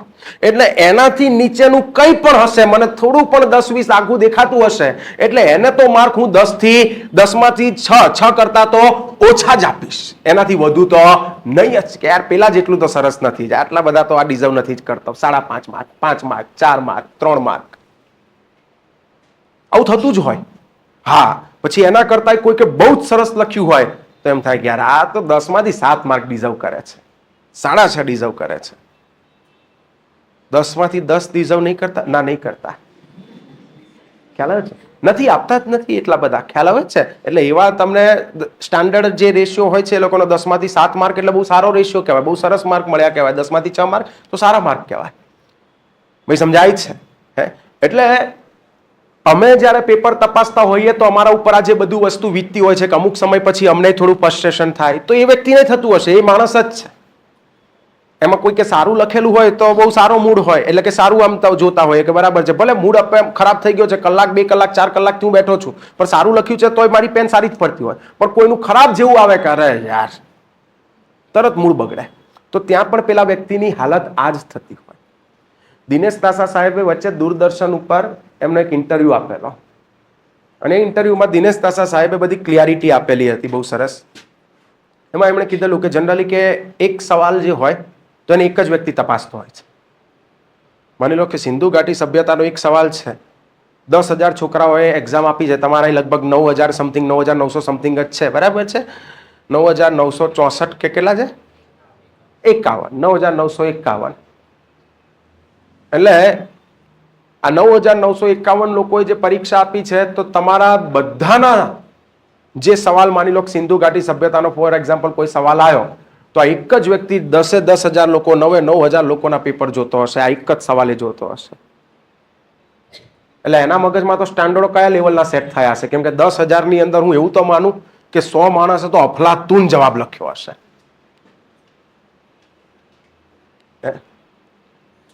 એટલે એ બધાના જે સ્ટાન્ડર્ડ સેટ થયા કે આને અફલાતૂન લખ્યો છે, બહુ અદ્ભુત લખ્યો છે, પણ એને 10 માંથી 6 માર્ક કે 7 માર્ક જ આપ્યા છે, એટલે બીજા બધાના માર્ક તો એના કરતા ઓછા જ હશે. ખ્યાલ આવે છે? એટલે આપણું બહુ પ્રેઝન્ટેશન બહુ સરસ હોવું જોઈએ, લખાણ વાક્ય રચનાઓ પણ સારી હોવી જોઈએ. ઘણીવાર અમુક વિદ્યાર્થીઓ લખીને લાવતા હોય છે, અમે જોતા હોઈએ છે, તો એટલું ખરાબ લખેલું હોય, એને એ બહુ પ્રોપર સમજ્યો છે, એવું નથી કે એને નથી સમજણ પડતી, એને એ સમજ્યો છે બરાબર મુદ્દો, પણ એને જ્યારે લખવાનું આવે ને તો એની વાક્ય રચના એટલી ગડબડ થઈ ગઈ હોય કે આખું ખરાબ દેખાતું હોય. એટલે અમે તો કેવું છે કે આપણો છોકરો હોય એટલે અમે બહુ ધ્યાનથી જોતા હોય કે કઈ નહીં, એને સમજવાનો પ્રયત્ન કર્યો છે કે નહીં, એને કન્ટેન્ટ વ્યવસ્થિત પીરસ્યું છે કે નહીં. પણ એની વાક્ય રચના જોઈને ખબર પડે કે આણે અહીંયા આગળ બહુ ગરમથલો કરી છે, બહુ ખોટું આમ તેમ વાતને ગોળ ફેરવી છે. ત્યાં આગળ પેલો વ્યક્તિ જે છે એ આવું ચલાવી લેશે નહીં. એ વ્યક્તિ એવું નહીં ચલાવી લે. એ તો કાઢવા જ બેઠો છે કે યાર આ તો શું ગોળ લખ્યું છે ભાઈ, આને ખબર નહીં પડતી લાગતી. તમે જે સમજો છો એને એટલી સરળ ભાષામાં પીરસવાનું છે કે સામેવાળાને જોઈને પણ એક જ ઝાટકે ક્લિક થઈ જાય કે ઓકે, હા બરાબર લખ્યું છે, જે મુદ્દો હું માંગુ છું એ પ્રમાણે આણે લખ્યું છે. એટલે તમારે વાક્ય રચનાથી લઈને આ બધાની અંદર ઇમ્પ્રુવમેન્ટ લાવવાનું છે. મને ખબર છે, અને તમને બધાને પણ કદાચ એવું થશે કે આજે પહેલો લેક્ચર છે, તમે લખવાની શરૂઆત કરશો, લખતા તમને ક્યાંક થોડુંક, કેમ કે છેલ્લે તમે 3 કલાક સળંગ લખ્યું હોય, ક્યારે લખેલું? 2 કલાક 3 કલાક સળંગ ક્યારે લખેલું? તમે સ્કૂલ કોલેજમાં લખેલું. એના પછી તો લખવાની પ્રેક્ટિસ છૂટી ગઈ છે, 2 પાના ભરવાની પ્રેક્ટિસ છૂટી ગઈ છે લખવાની. ખાલી અત્યારે કોઈ ઇન્ક્વાયરી ફોર્મ આપે તો એમ થાય કે અરે આટલું બધું લખવાનું છે. ખ્યાલ આવે છે? તો 2 પાના ભરીને લખવાની આપણી પ્રેક્ટિસ જ છૂટી ગઈ છે. એટલે ઘણાને તો અત્યારે અક્ષર સારા નહીં આવતા હોય, કોરા પેજમાં લખવાનું થશે એટલે ઘણાને એવું થશે કે આમ ત્રાસું જતું હોય, ત્રાસું સીધું ના જતું હોય, ત્રાસું જતું હોય. આ બધી સમસ્યાઓ આવશે. અને પહેલી વાર તો લખેલો કદાચ તમે પહેલો જવાબ તમારો જોશો તો તમને, પહેલો જવાબ જ્યારે તમે જોશો તો તમને એવું થશે કે યાર આમે શું લખ્યું છે. તમને તમારો જવાબ જોઈને તમારા ઉપર દયા આવશે, તમને હીનતાની ભાવના ફીલ થશે, હું આટલું ખરાબ લખું છું, મારા કરતા તો 5મા 6ઠા ધોરણનો છોકરો કંઈક સારું લખી દે. પણ ચિંતા નહીં કરવી. બહુ બધા વિદ્યાર્થીઓ જેમના તમે ફોટાઓ ક્યાંક જુઓ છો, બહુ બધા વિદ્યાર્થીઓ જે અત્યાર સુધી અમારી જોડે ભણી ચૂક્યા છે, અમે બધાના પહેલા જવાબ અમે જોયા છે કે પહેલા જવાબ આ બધા કેવા લખેલા. તમ તાર આજે જે પહેલો જવાબ લખો ને એ લખીને મઢાઈ દેજો ફ્રેમમાં, અને પછી 100 નંબરનો જે તમે ક્વેશ્ચનનો જવાબ લખતા હોય, બંનેમાં તમે જોજો ડિફરન્સ, આબ જમીનનો ફરક હશે. પહેલો જવાબ અને 100 નંબરનો જવાબ, બંનેમાં આબ જમીનનો ફરક હશે.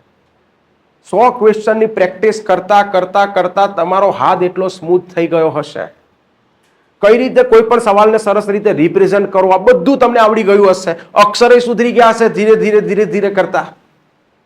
પણ આ બધું ક્યારે આવડે? ક્યારે આવે? પ્રેક્ટિસથી. એ 100 સવાલ લખેલા હોવા જોઈએ, તો એ તમને ત્યાં આગળ દેખાશે તફાવત, પહેલા જવાબ અને 100માં જવાબ છે. અને લખાઈશું જ તમ તાર ગણી લેવા તમારે કે કેટલા સવાલો તમે લખ્યા હશે, અઢળક લખ્યા હશે. ઓકે, હા, એની માટે જ છે કે જેને લખ્યા હશે. ઘણાનું એવું હોય, હોમવર્ક તરીકે સવાલ આપ્યા હોય 2-3 તો કોઈ દાડો લખે નહીં, પછી તમે એવી અપેક્ષા રાખીને બેસો કે હું પાસ થઈશ, તો દોસ્ત રિઝલ્ટ મળે. લખવાનું છે એટલે લખવાનું જ છે. મેન્સ લખવાનો વિષય છે એટલે પેન ઉપાડવી જ પડે. ઘણા મેન્સમાં વાંચ જ કરતા હોય. 100% કન્ટેન્ટ તરીકે થોડું ઘણું તમે વાંચો છો, વાત બરાબર છે, પણ લખવાની પ્રેક્ટિસ છોડવાની નથી. દિવસના મિનિમમ 10 સવાલ તમારા લખાયેલા હોવા જોઈએ. એટલી પ્રેક્ટિસ કરવાની છે. સ્મૂથનેસ આવશે આપોઆપ. અત્યારે પહેલી વાર હું હમણાં થોડોક સવાલ તમને લખાઈશ એટલે તમને ખબર પડશે કે પેન સરખી નહીં ચાલતી હોય. 2 ફકરા લખીને એવું થશે ઘણાને તો કે હાથ દુખ્યો. વાક્ય રચનાઓ સેટ નહીં થતી હોય. વાક્ય રચના વિચારતા હશો તો કે આ શબ્દ તો બહુ ભારે વિચારી લીધો, આની જોડણી નહીં આવડતી, બીજો કોઈ સહેલો શબ્દ વિચારો. આ બધું જ થશે કેમ કે આ પહેલી વાર છે. પછી ધીરે ધીરે ધીરે ધીરે આ બધી વસ્તુની પ્રેક્ટિસ પડવા લાગશે. આપોઆપ સ્મૂથનેસ આવવા લાગશે. વાક્ય રચનાઓ વિચારવા માટે તમારે ઊભું રહેવું નહીં પડે. મન આપોઆપ સરસ વાક્ય રચનાઓ વિચારતું હશે ને તમારું પેન ફરતી હશે. ઓકે, પણ આ બધું પ્રેક્ટિસથી થશે. એટલે રાતોરાત ઇમ્પ્રુવમેન્ટ પોતાની અંદર ના જોઈ લેતા કે આજે હું ક્લાસમાં આવ્યો એટલે આજે મારા ઇમ્પ્રુવમેન્ટ આવી જ જવું જોઈએ. ઘણા બધા લોકો આ વાતને લઈને ડિપ્રેસ થઈ જતા હોય કેમ કે એને પહેલા અઠવાડિયું 10 દિવસ 15 દિવસે તૈયારી કરતો હોય એને હજુ રસ્તો ના દેખાતો હોય કે હજુ મજા નહીં આવતી મારા જવાબ જોઈને મને, કેમ કે કોઈ ટોપરનું પેપર જોયું કે આને કેટલું સરસ લખ્યું છે અને હું તો આટલું સારું નહીં લખી શકતો. પણ એને તમે પૂછજો કે આટલું સારું પેપર જે તે આજે લખ્યું છે તે એની પહેલા કેટલા પેપરો લખેલા, કેટલી મોક ટેસ્ટો આપેલી, કેટલા સવાલની પ્રેક્ટિસ કરેલી, ત્યારે આજે તારામાં સ્કિલ આવી છે. તો એને કહેશે તમને 100 200 500 સવાલો મેં લખી નાખેલા હતા, પીવાયક્યુ લઈ આવેલો હતો, પ્રીવિયસ યર ક્વેશ્ચન લઈ આવેલો હતો, આટલા બધા સવાલ એમાંથી જોઈને કરી દીધેલા હતા, ઘણી બધી મોક ટેસ્ટો આપી એમાંથી કરેલા હતા. આપણે તમને ખ્યાલ હશે આઈપીએસ પેલા કયું 12th ફેલ કોના ઉપર બનેલું પેલું મનોજ શર્માનો એક ઇન્ટરવ્યુ હતો. ઓકે, મનોજ શર્મા દિલ્હીની અંદર વિકાસ દિવ્યકીર્તિ સાહેબ એમની જોડે ભણતા, બરાબર છે, એ જગજાહેર વાત છે, એમણે ખુદ ઘણી વાર વાતો કરેલી છે. તો કે મેં જ્યારે મારો પહેલો જવાબ લખ્યો ને,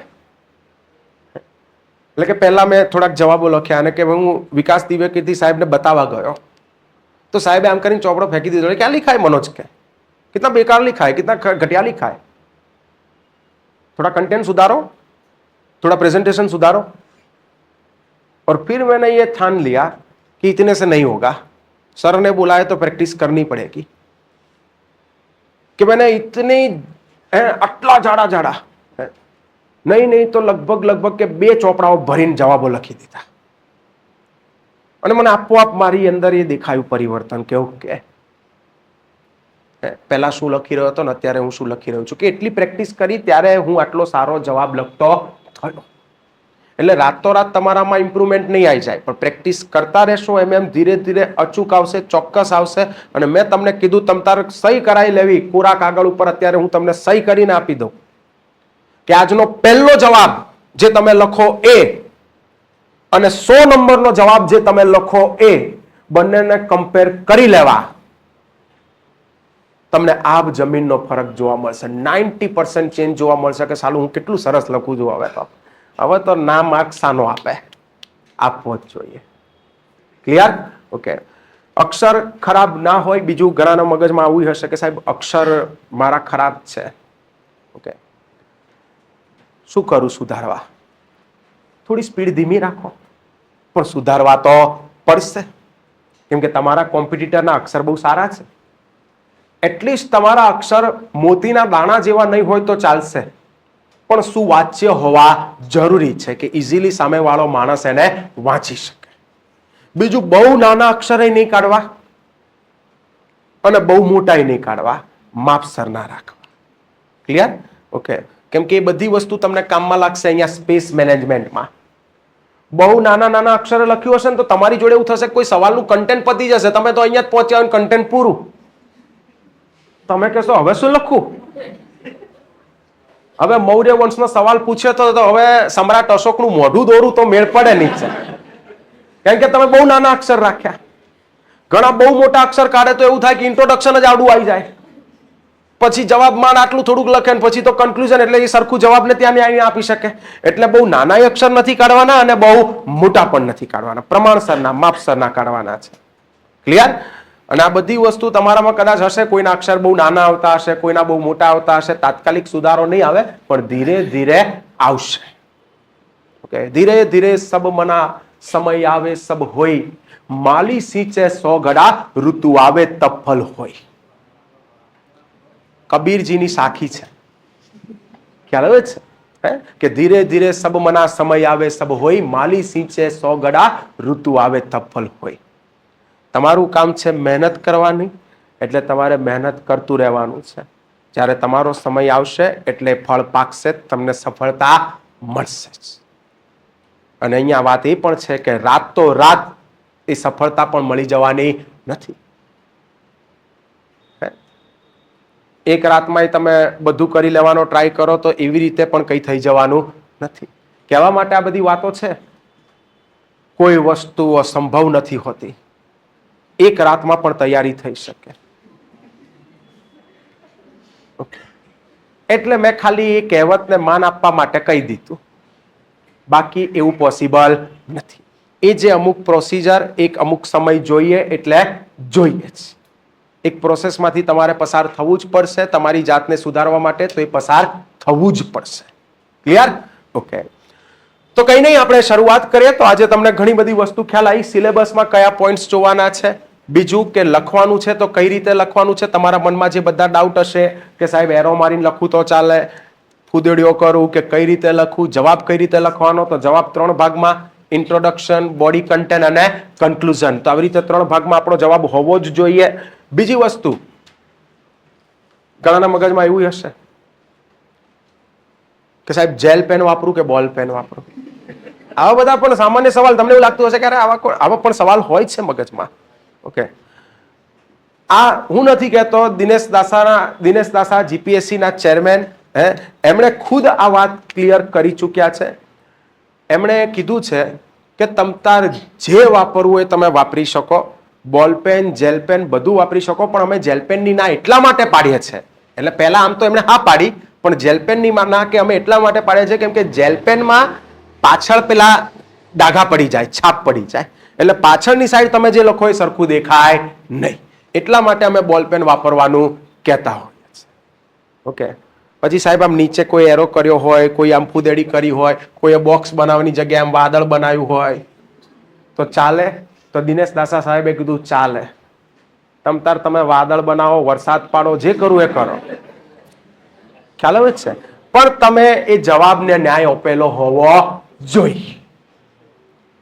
સાહેબ કાળી પેનથી નીચે આમ લાઈન કરું તો તોય ચાલે કે? એટલે એમણે એ હદ સુધી કીધું કે તમે જેમ લખશો એમ અમે તપાસીશું જ. તમે ફુદેડી કરશો, વાદળ કરશો, આ તે કોઈ ફરક નથી પડતો. અમારે કન્ટેન્ટથી મતલબ છે, પણ અમે ખાલી જેલ પેનની ના એટલા માટે પાડીએ છીએ. બ્લુ કલરની જ પેન બને ત્યાં સુધી વાપરવી કે જેથી અમે લાલ પેનથી તપાસતો હોય તો અમને તકલીફ પડે નહીં. અને બીજું તો કે ભાઈ જેલ પેન એટલા માટે નહીં વાપરવી કેમ કે એમાં છાપ પડી જાય છે એટલા માટે. એટલે તમારે આટલી વાત ઉપરથી ક્લિયર થઈ જવાનું કે તમારે શું વાપરવાની છે? બોલ પેન. કદાચ બોલ પેનની અંદર જાડા પોઈન્ટ વાળી થોડીક ડાર્ક બોલ પેન હોય તો એ તમે વાપરી શકો, પણ જેલ પેન જેવી તો નહીં જ. ક્લિયર? ઓકે, તો હવે એક સહેલા એવા સવાલથી શરૂઆત કરીએ. ઓકે, મુન્નાભાઈ MBBS, પેલું લગેરો મુન્નાભાઈમાં થાય છે, પેલો લાइब्रेरीમાં જાય કે ભાઈ આપકે પાસ અભી યહી એક મોકા હૈ, આપ જીતના પढ़ सकते हो पढ़ लो. એટલે મોટા પુસ્તકાલયમાં લઈ જાય છે ગાંધી બાપુના, અને એમાં મુન્નાભાઈ તમે જોજો કે સૌથી નાની આખા પુસ્તકાલયમાં સૌથી જે નાની બુક હોય ને એ ઉઠાવે છે ગાંધી બાપુની, કે પહેલા આનાથી શરૂઆત કરું. તો આપણે પણ શરૂઆત બહુ સહેલા સવાલથી એક કરીએ, અને પૂછાઈ ચૂકેલો સવાલ છે. ઓકે, ત્યાંથી આપણે શરૂઆત કરીએ. ધીરે ધીરે ધીરે ધીરે લેવલ આપણે અપગ્રેડ કરતા જઈશું. એટલે સહેલા સવાલથી શું તમને આઈડિયા આવે કે કઈ રીતે મારે એ વસ્તુ પ્રેઝન્ટ કરવાની છે, લખવાની છે. એક સીધો સાદો સહેલો સવાલ, પૂછાઈ ચૂકેલો સવાલ લખજો. જે અભી હાલ હું તમારી સામે બોલી પણ ગયો થોડી વાર પહેલા. અને કાલે ખાસ બધા પેલું પેપર સ્પાઇરલ કરાવીને લાવે, બરાબર છે? જ્યારે પણ આપણો નેક્સ્ટ લેક્ચર હોય, અને મારા એકલા લેક્ચરની વાત નથી, દરેક સાહેબની વાત છે. ઓકે, દરેક લેક્ચરમાં એમાં જ લખવાની પ્રેક્ટિસ કરવાની છે અત્યારથી. સવાલ લખજો. સિંધુ ઘાટી સભ્યતાના નગરીય આયોજનની, સિંધુ ઘાટી સભ્યતાના નગરીય આયોજનની વિશેષતા પર પ્રકાશ ફેંકો.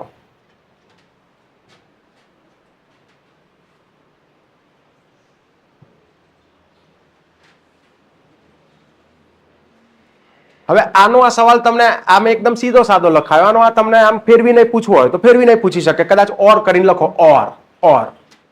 સવાલ આનો આ, જવાબ આનો જ આવે એમાં, પણ ખાલી સવાલ એમ, બીજો સવાલ તમને ફેરવી નહીં પૂછી શકે.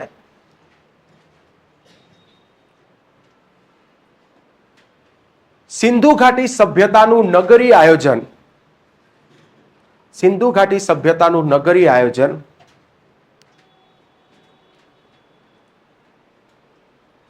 વર્તમાન નગરીય આયોજન જોડે ઘણી સામ્યતા ધરાવે છે. વર્તમાન નગરીય આયોજન જોડે, વર્તમાનના નગરો જોડે ઘણી સામ્યતા ધરાવે છે. સમજાવો. હા, એટલે મેં કીધું ને સહેલા સવાલ પણ છે સહેલા. ઓકે, ચિંતા નહીં કરવી. અવારનવાર રિપીટેડલી પૂછાય છે. આ એમના હોટ ફેવરિટ છે. આમ કાન પકડીને પૂછે, આમ કાન પકડીને પૂછે, પણ મૂળ મુદ્દે હોય શું? નગરીય આયોજન. ક્લિયર? ઓકે, ધ્યાન આપજો આ તરફ. એટલે એકમાં તમને સીધું કીધું કે અત્યારનું નગરીય આયોજન સિંધુ ઘાટી સભ્યતાનું, એની ચર્ચા કરો. એકમાં કમ્પેરિઝન બતાવી કે ભાઈ વર્તમાન નગરીય આયોજન જોડે કે ભાઈ સામ્યતા ધરાવે છે. પેલા નગરીય આયોજન કેવું હતું એની થોડીક એક માહિતી આપી દઉં, એટલે ફટ તમારા મગજમાં ક્લિયર થઈ જાય અને તમે પછી જવાબ લખી શકો.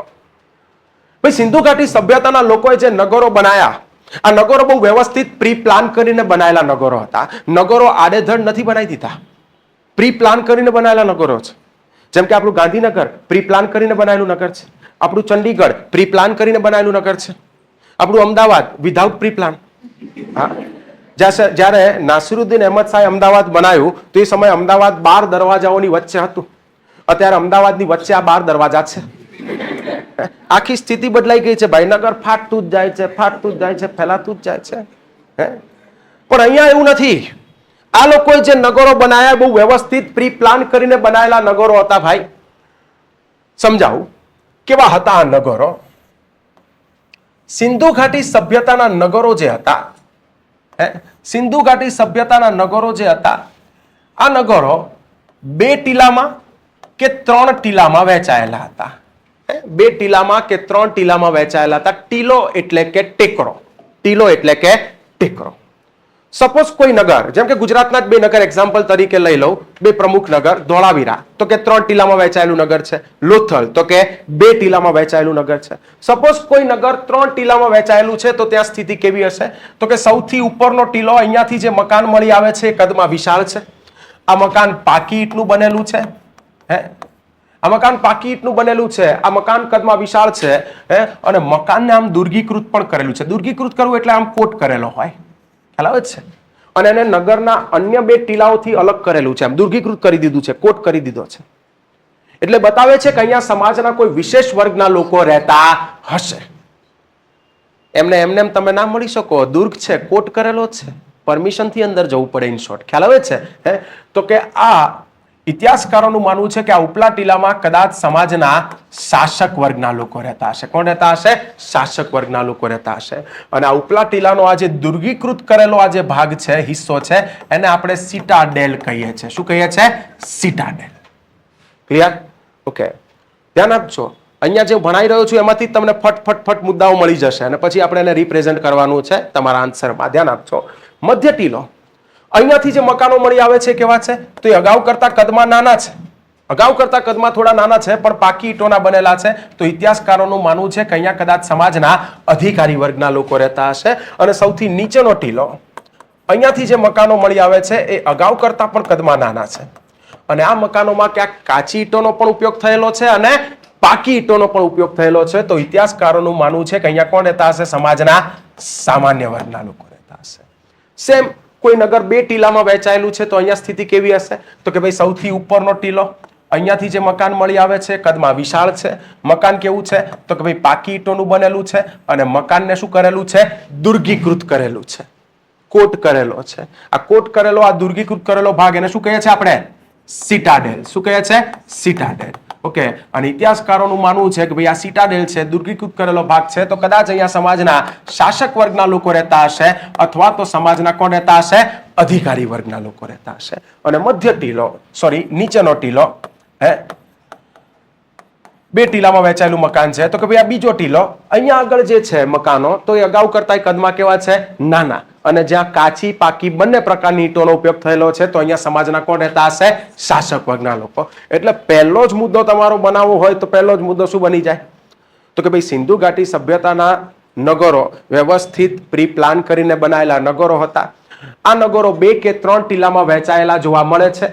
જ્યાં સૌથી ઉપલો ટીલો, ત્યાં શાસક વર્ગના લોકો રહેતા હતા. આ ઉપલા ટીલાને સિટાડેલ તરીકે ઓળખે છે. અને સૌથી નીચેનો ટીલો, ત્યાં કોણ રહેતા હતા? સામાન્ય વર્ગના લોકો રહેતા હતા. પહેલો જ મુદ્દો ત્યાં બની જાય કે નહીં?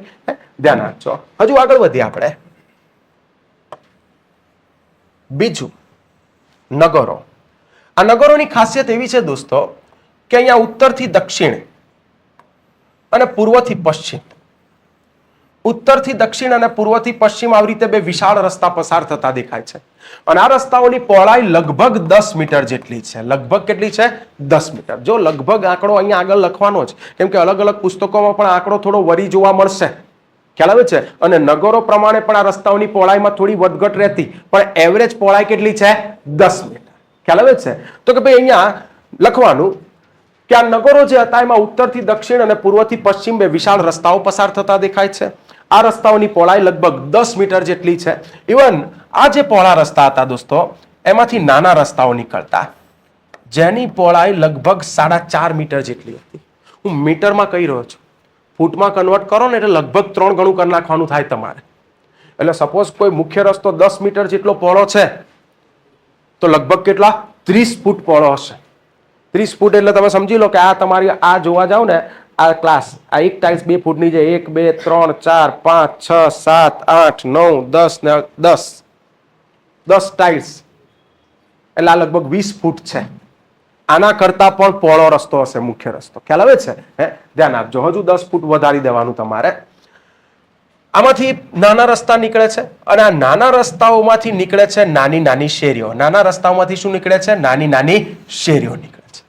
અને આ નાની શેરીઓ જોડે છે મકાનોને. નાની શેરીઓ કોને જોડે છે? મકાનોને જોડે છે. અને આમ આખું નગરી આયોજન જો તમે જોવા જાઓ તો તમને ખ્યાલ આવે કે આખા નગરી આયોજનની વિશેષતા શું છે? કે મોટા રસ્તામાંથી નીકળે છે નાના રસ્તા, અને નાના રસ્તામાંથી નીકળે છે નાની નાની શેરીઓ, જે પણ લગભગ કેટલી? 2.5 મીટર જેટલી પહોળી છે. કેટલી છે? 2.5 મીટર જેટલી પહોળી. મોટા રસ્તા, એમાંથી નાના રસ્તા, નાના રસ્તામાંથી નાની નાની શું નીકળે છે? શેરીઓ. અને આ બધા જ રસ્તાઓ એકબીજાને કાટખૂણે છેદે છે.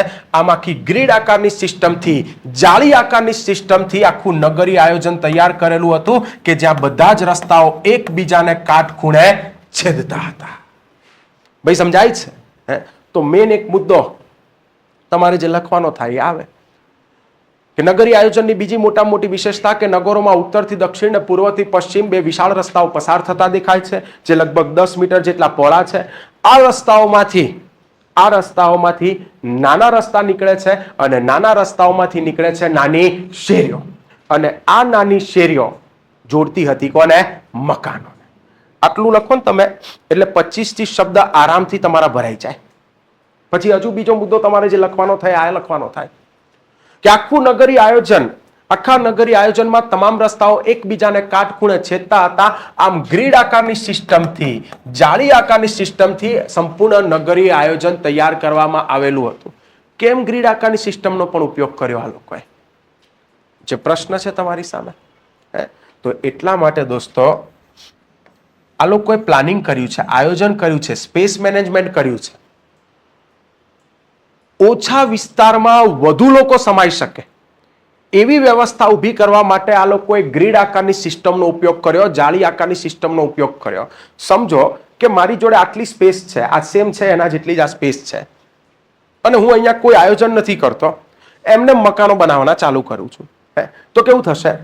મકાન મકાન મકાન મકાન મકાન મકાન મકાન મકાન મકાન મકાન મકાન મકાન મકાન મકાન મકાન મકાન મકાન, જગ્યા પેક થઈ ગઈ. પણ હું અહીંયા આયોજન કરું તો, સ્પેસ મેનેજમેન્ટ કરું તો, કે ચલો આ રસ્તો છે, રસ્તો છે, સામે મકાન, મકાન, મકાન, મકાન, મકાન, રસ્તો છે, ઓકે, મકાન, મકાન, મકાન, મકાન, રસ્તો છે, સામે મકાન, મકાન, મકાન, મકાન, રસ્તો છે, સામે મકાન, મકાન. તમે કેટલા બધા મકાનને સમાઈ શકશો ખાલી એક વ્યવસ્થિત આયોજન કરીને.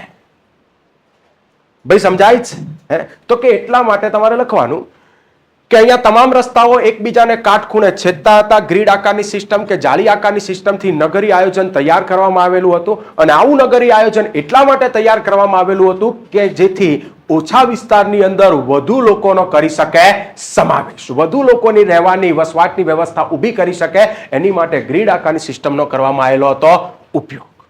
ભાઈ સમજાય છે? ઓકે, ધ્યાન આપજો. બીજું, નાની શેરીઓ કોને જોડતી હતી? મકાનોને. મકાનોની પણ ખાસિયત છે ભાઈ.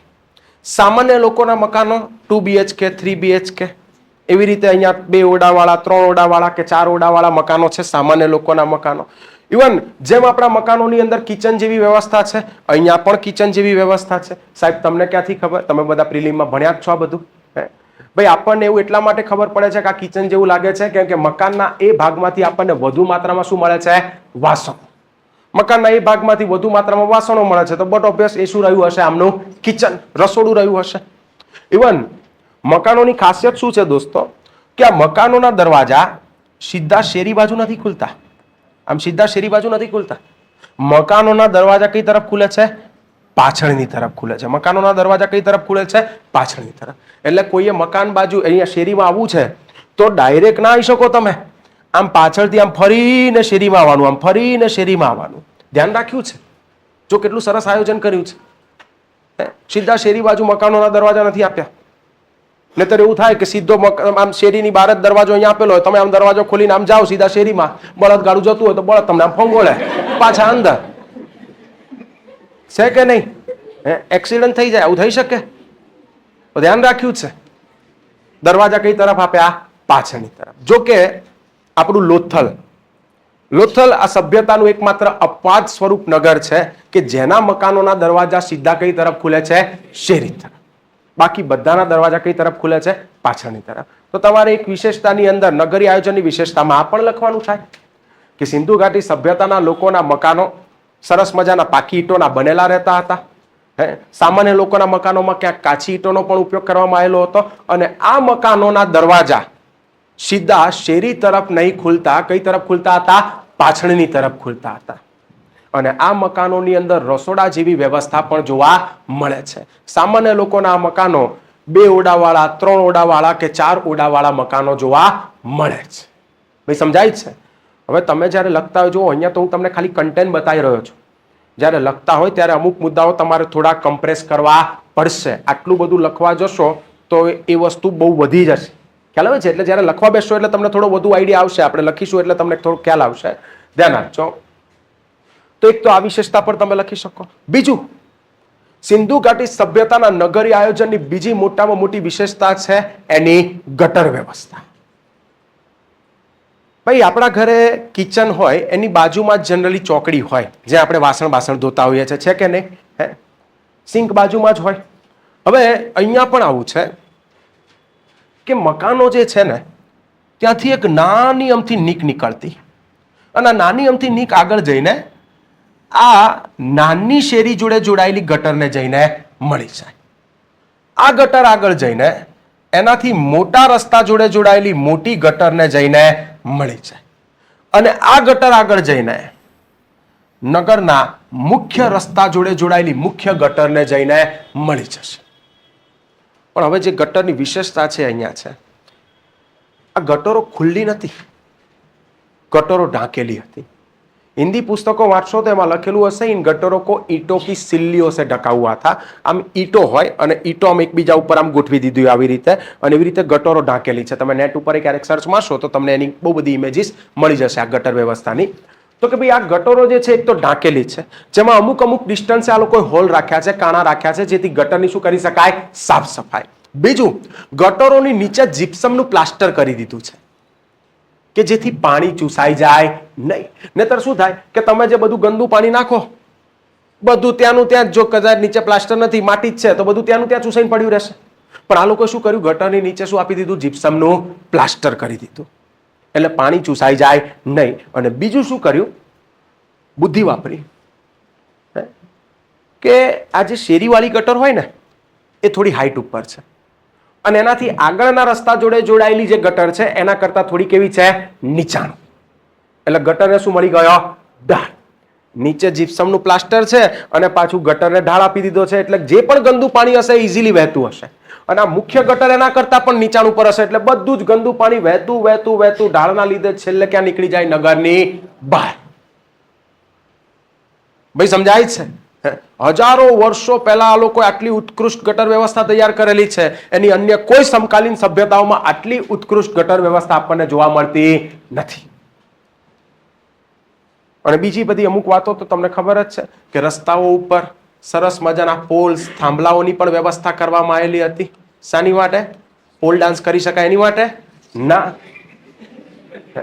રિફ્રેશમેન્ટ માટે એ લોકોએ કર્યું હશે સાહેબ, કે હા જે ફ્રી પડે તમે ડાન્સ કરો, એવું ના. એવું હોય તો કેવું થાય કે કોઈ પોલ ડાન્સ કરવા આવ્યો, બીજા બે જણા બુધાલાલની પડીકી લઈને જોવા ઉભા છે, આમ કે હા ખ્યાલ છે. આપણા ત્યાંનું કલ્ચર, હવે ગુજરાત હોય તો માવા લઈને ઉભા હોય. યુપી બિહાર બાજુ જાઓ તમે જુઓ, બધી જગ્યાના અલગ અલગ કલ્ચર છે. યુપી બિહાર બાજુ આપણે મધુકર રાય સર જે છે એ આપણા ત્યાં યુપીએસસી ની અંદર લેક્ચર લેવા મધુકર રાય સર જે છે એ આવતા હોય છે. તો હમણાં જ હું આજે હમણાં મળેલો, मधुकर राय सर मन के साहब के अपने ये गुजरात का कल्चर और हमारे ये बिहार ना है कि हमारे बिहार का कल्चर, कि आपके गुजरात में आओ तो ये मावा वाला कल्चर है, हमारे बिहार में जाओ तो ये वाला कल्चर है, तमाकू वाला कल्चर है. हाँ विनोद है, सुन रहा है विनोद है, आम કરીને માવો પેલું જે પણ હોય તમાકુ લઈને ભરાવતા હોય તો કે અમારે ત્યાં આ કલ્ચર છે કે. તો કદાચ જો આવું પોલ ડાન્સ વાળું હોય તો આપણી પબ્લિક બધી જોવા બેઠી હોય કે આ કરી રહ્યો છે ડાન્સ, અહીંયાથી જોતા હોય બધા. પણ એવું નથી હો ભાઈ, ધ્યાન આપજો. તો આ પોલ્સ, થાંભલાઓ છે, સાની સ્ટ્રીટ લાઇટ જેવી વ્યવસ્થા છે. રાતના સમયે આના ઉપર મશાલ મૂકીને, સરસ મજાની મશાલ કે દીવો મૂકીને રાતના સમયે રસ્તાઓને શું કરી શકે, પ્રકાશિત. 21મી સદીમાં પણ નાના નાના ટાઉન એવા છે ઘણા કે જ્યાં હજુ સ્ટ્રીટ લાઇટની સરખી વ્યવસ્થા નથી. આ લોકોએ 5000 વર્ષ પહેલા આવા સરસ મજાની સ્ટ્રીટ લાઇટ જેવી વ્યવસ્થા ઊભી કરી છે ભાઈ. આજે 21મી સદીમાં પણ નાના નાના ટાઉન એવા છે જ્યાં આગળ હજુ સરખી ગટર વ્યવસ્થા નથી. ગટરો છે તો ગટરો પાછી ઘણી જગ્યાએ ખુલ્લી છે, ઢાંકેલી નથી. ઘણી વાર છાપાઓમાં કિસ્સા આવતા હોય છે કે ફલાણી જગ્યાએ પાડો ગટરમાં પડી ગયો, ફાયર બ્રિગેડે પાડાને નીકાળવા માટે 3 કલાક જહેમત ઉઠાઈ, આવું બધું આવતું હોય છે. પણ આજે આ લોકો તમે જુઓ કે 5000 વર્ષ પહેલા સરસ મજાની નગરીય વ્યવસ્થા ઊભી કરેલી છે અને એમાં ગટરો કેવી રાખી છે, ઢાંકેલી. ખ્યાલ આવે છે? ઇતિહાસકારોનું તો એવું કહેવું છે કે આ નગરો એટલા સરસ બનાવેલા હતા આ લોકોએ કે જોરથી પવન આવે ને તો રસ્તા ઉપરનો કચરો આપોઆપ સાઈડમાં જતો રહે. એટલે વચ્ચેથી તો રસ્તાઓ એકદમ નીટ એન્ડ ક્લીન હોય. જોકે એ સમયની વાત અલગ હતી. એ સમયે બાલાજીના પડીકા નહોતા. ખ્યાલ આવે છે? એ સમયે વિમલની પડીકીઓ નથી કે પબ્લિક ખાઈ ખાઈને આમ ઉડાડતી હોય. અત્યારે તમે માર્કેટમાં બહાર નીકળો, જે મેઇન કચરો દેખાશે આ જ બધી વસ્તુઓનો કચરો છે. તમે એ બધી વસ્તુઓને હટાવી દો કદાચ તો આમ પણ તમને કચરો નહીં દેખાય. ખ્યાલ આવે છે? ઠીક છે. તો કે આવું સરસ મજાનું નગરી આયોજન આ લોકોએ વર્ષો પહેલા તૈયાર કરેલું હતું. તો હવે તમે સમજો કે તમારો જે જવાબ લખવાનો છે એની અંદર કયા કયા મુદ્દા આવવા જોઈએ. તો પહેલો એક મુદ્દો તો મેં તમને બતાવ્યો, ઉપલો ટીલો અને નીચલો ટીલો, કે ભાઈ સિંધુ ઘાટી સભ્યતાના નગરો 2 ટીલામાં કે 3 ટીલામાં વહેંચાયેલા રહેતા હતા. એમાં સૌથી ઉપલો ટીલો, ત્યાં કોણ રહેતા હતા, શાસક વર્ગના લોકો રહેતા હતા. આ ઉપલા ટીલાને સિટાડેલ તરીકે પણ ઓળખે છે. અને સૌથી નીચલા ટીલાની અંદર કોણ રહેતા હતા, સામાન્ય વર્ગના લોકો રહેતા હતા. તો પહેલી તો એ મુદ્દો તમારો આવી જાય. બીજું જે તમારે લખવાનું થાય તો બીજો એક મુદ્દો કયો આવવો જોઈએ, તો આ ગ્રીડ આકારની સિસ્ટમ, જાળી આકારની સિસ્ટમ વાળો મુદ્દો જે આપણે સમજ્યા, તો એ મુદ્દો ખાસ તમારો એની અંદર આવવો જોઈએ નગરીય આયોજનની વિશેષતામાં. ત્રીજો એક મુદ્દો કયો આવવો જોઈએ, તો આ રોડ રસ્તાઓ વાળો મુદ્દો, કે નગરમાંથી મુખ્ય રસ્તાઓ પસાર થતા, મુખ્ય રસ્તામાંથી નાના રસ્તા, નાના રસ્તામાંથી નાની શેરીઓ, અને આ નાની શેરીઓ કોને જોડતી હતી, મકાનોને જોડતી હતી. ખ્યાલ આવે છે? મુખ્ય રસ્તાની પહોળાઈ લગભગ 10 મીટર જેટલી હતી, નાની શેરીઓ લગભગ 2.5 મીટર જેટલી પહોળાઈ વાળી હતી. તો તમે એ વાત નથી. પછી તમે બીજી વસ્તુ અહીંયા કઈ નોંધી શકો તો ખાસ મકાનો જે છે, તો મકાનોની જે વિશેષતા છે એ નોંધી શકો કે સામાન્ય લોકોના મકાનો 2 ઓરડાવાળા, 3 ઓરડાવાળા કે 4 ઓરડાવાળા મકાનો રહેતા હતા. આ મકાનો પાકી ઈંટોના બનેલા રહેતા, ક્યાંક કાચી ઈંટોનો પણ ઉપયોગ થતો. અને આ મકાનોના દરવાજા સીધા શેરી તરફ નહીં ખુલતા. કઈ તરફ ખુલતા હતા? પાછળની તરફ ખુલતા હતા. તો આ મકાનોની વિશેષતા ઉપર તમે ખાસ લખી શકો. બીજું તમે ખાસ શું નોંધી શકો? ગટર વ્યવસ્થા. હાલ આપણે ચર્ચા કરી ગટર વ્યવસ્થા કેવી હતી, કે ગટરો આવી રીતે ઢાંકેલી હતી, નીચે જીપ્સમનું પ્લાસ્ટર હતું, ઢાળ આપવામાં આવેલો. આ બધા મુદ્દા તમે લખી શકો. અને પછી રોડ રસ્તાઓ ઉપર પેલી સ્ટ્રીટ લાઇટ જેવી વ્યવસ્થા હતી કે આના ઉપર તમે કરી શકો ચર્ચા. તમે ખુદ વિચારો. આ એક મુદ્દો, બીજો મુદ્દો, રોડ રસ્તા ઉપર સ્ટ્રીટ લાઇટ વાળો જે મુદ્દો છે આ તમારો ત્રીજો મુદ્દો, આ રસ્તાઓ વાળો તમારો ચોથો મુદ્દો, ગ્રીડ આકારની સિસ્ટમ તમારો પાંચમો મુદ્દો, આ સિટાડેલ વાળો તમારો છઠ્ઠો મુદ્દો. મેં તમને હમણાં જ સમજાયું કે તમારી જોડે લગભગ 5 થી 6 મુદ્દાઓ છે તો કોઈ પણ જવાબને તમે આરામથી લખી શકો. કેમ કે આપણો જવાબ જે આપણે લખવાનો થશે તો એ જવાબની અંદર 25 થી 30 શબ્દોની આજુબાજુનું તમારું ઇન્ટ્રોડક્શન હશે, 25 થી 30 શબ્દોની આજુબાજુનું શું હશે? કન્ક્લુઝન હશે. અને આ વચ્ચેનું જે પાર્ટ છે, બોડી પાર્ટ છે, વધીને કેટલા શબ્દોની આજુબાજુનું હશે? 150 શબ્દોની આજુબાજુ. તો 25 થી 30 શબ્દવાળા તમારી જોડે 6 મુદ્દાય છે તો 25 છંગ 150. આરામથી તમારો જવાબ લખાઈ જાય.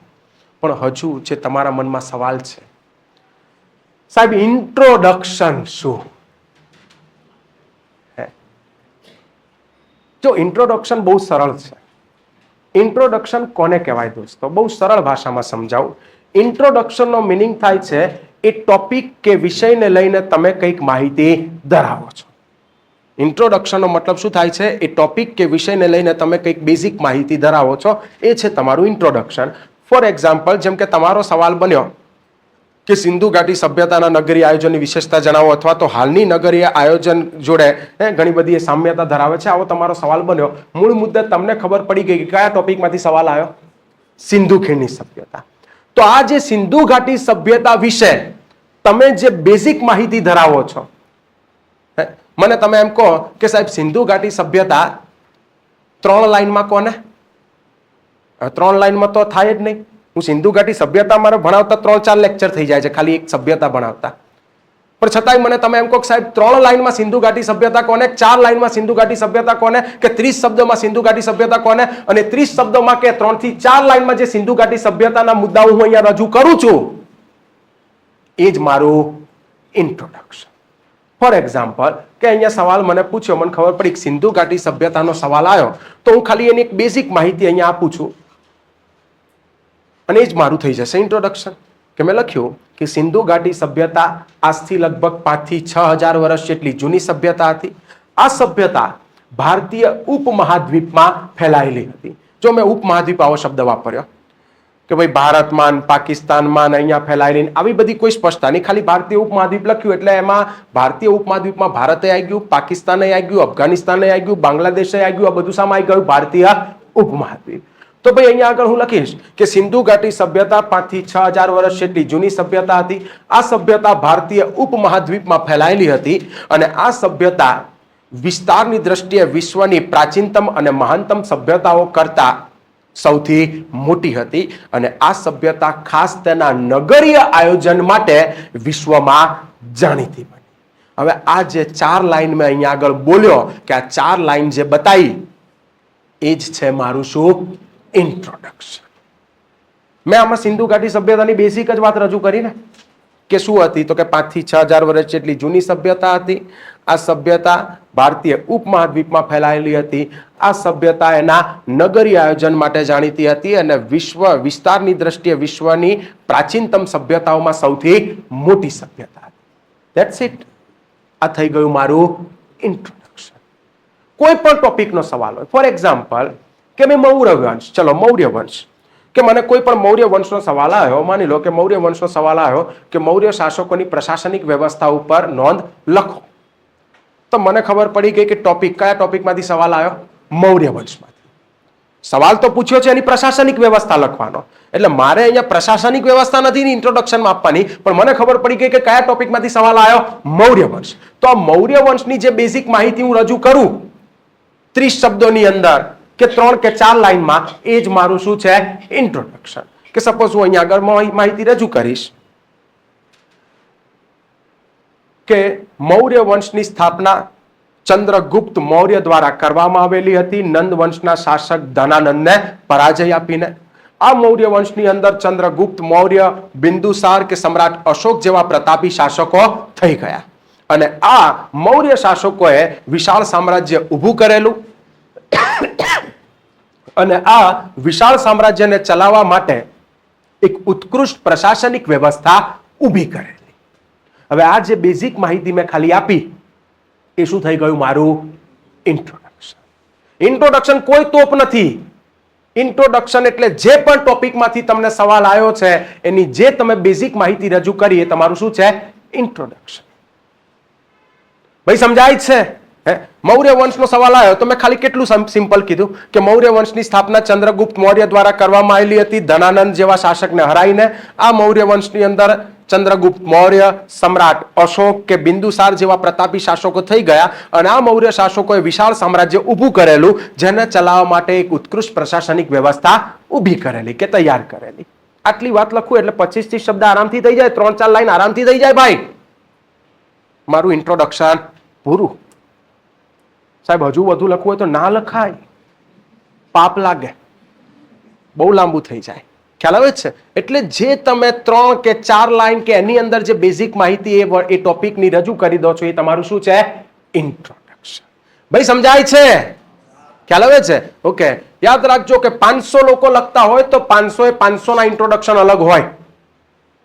ખ્યાલ આવે છે? 500 એ 500 ના ઇન્ટ્રોડક્શન અલગ હશે, એટલે કે એમાં એવું બેઠે બેઠું કઈ હોય નહીં.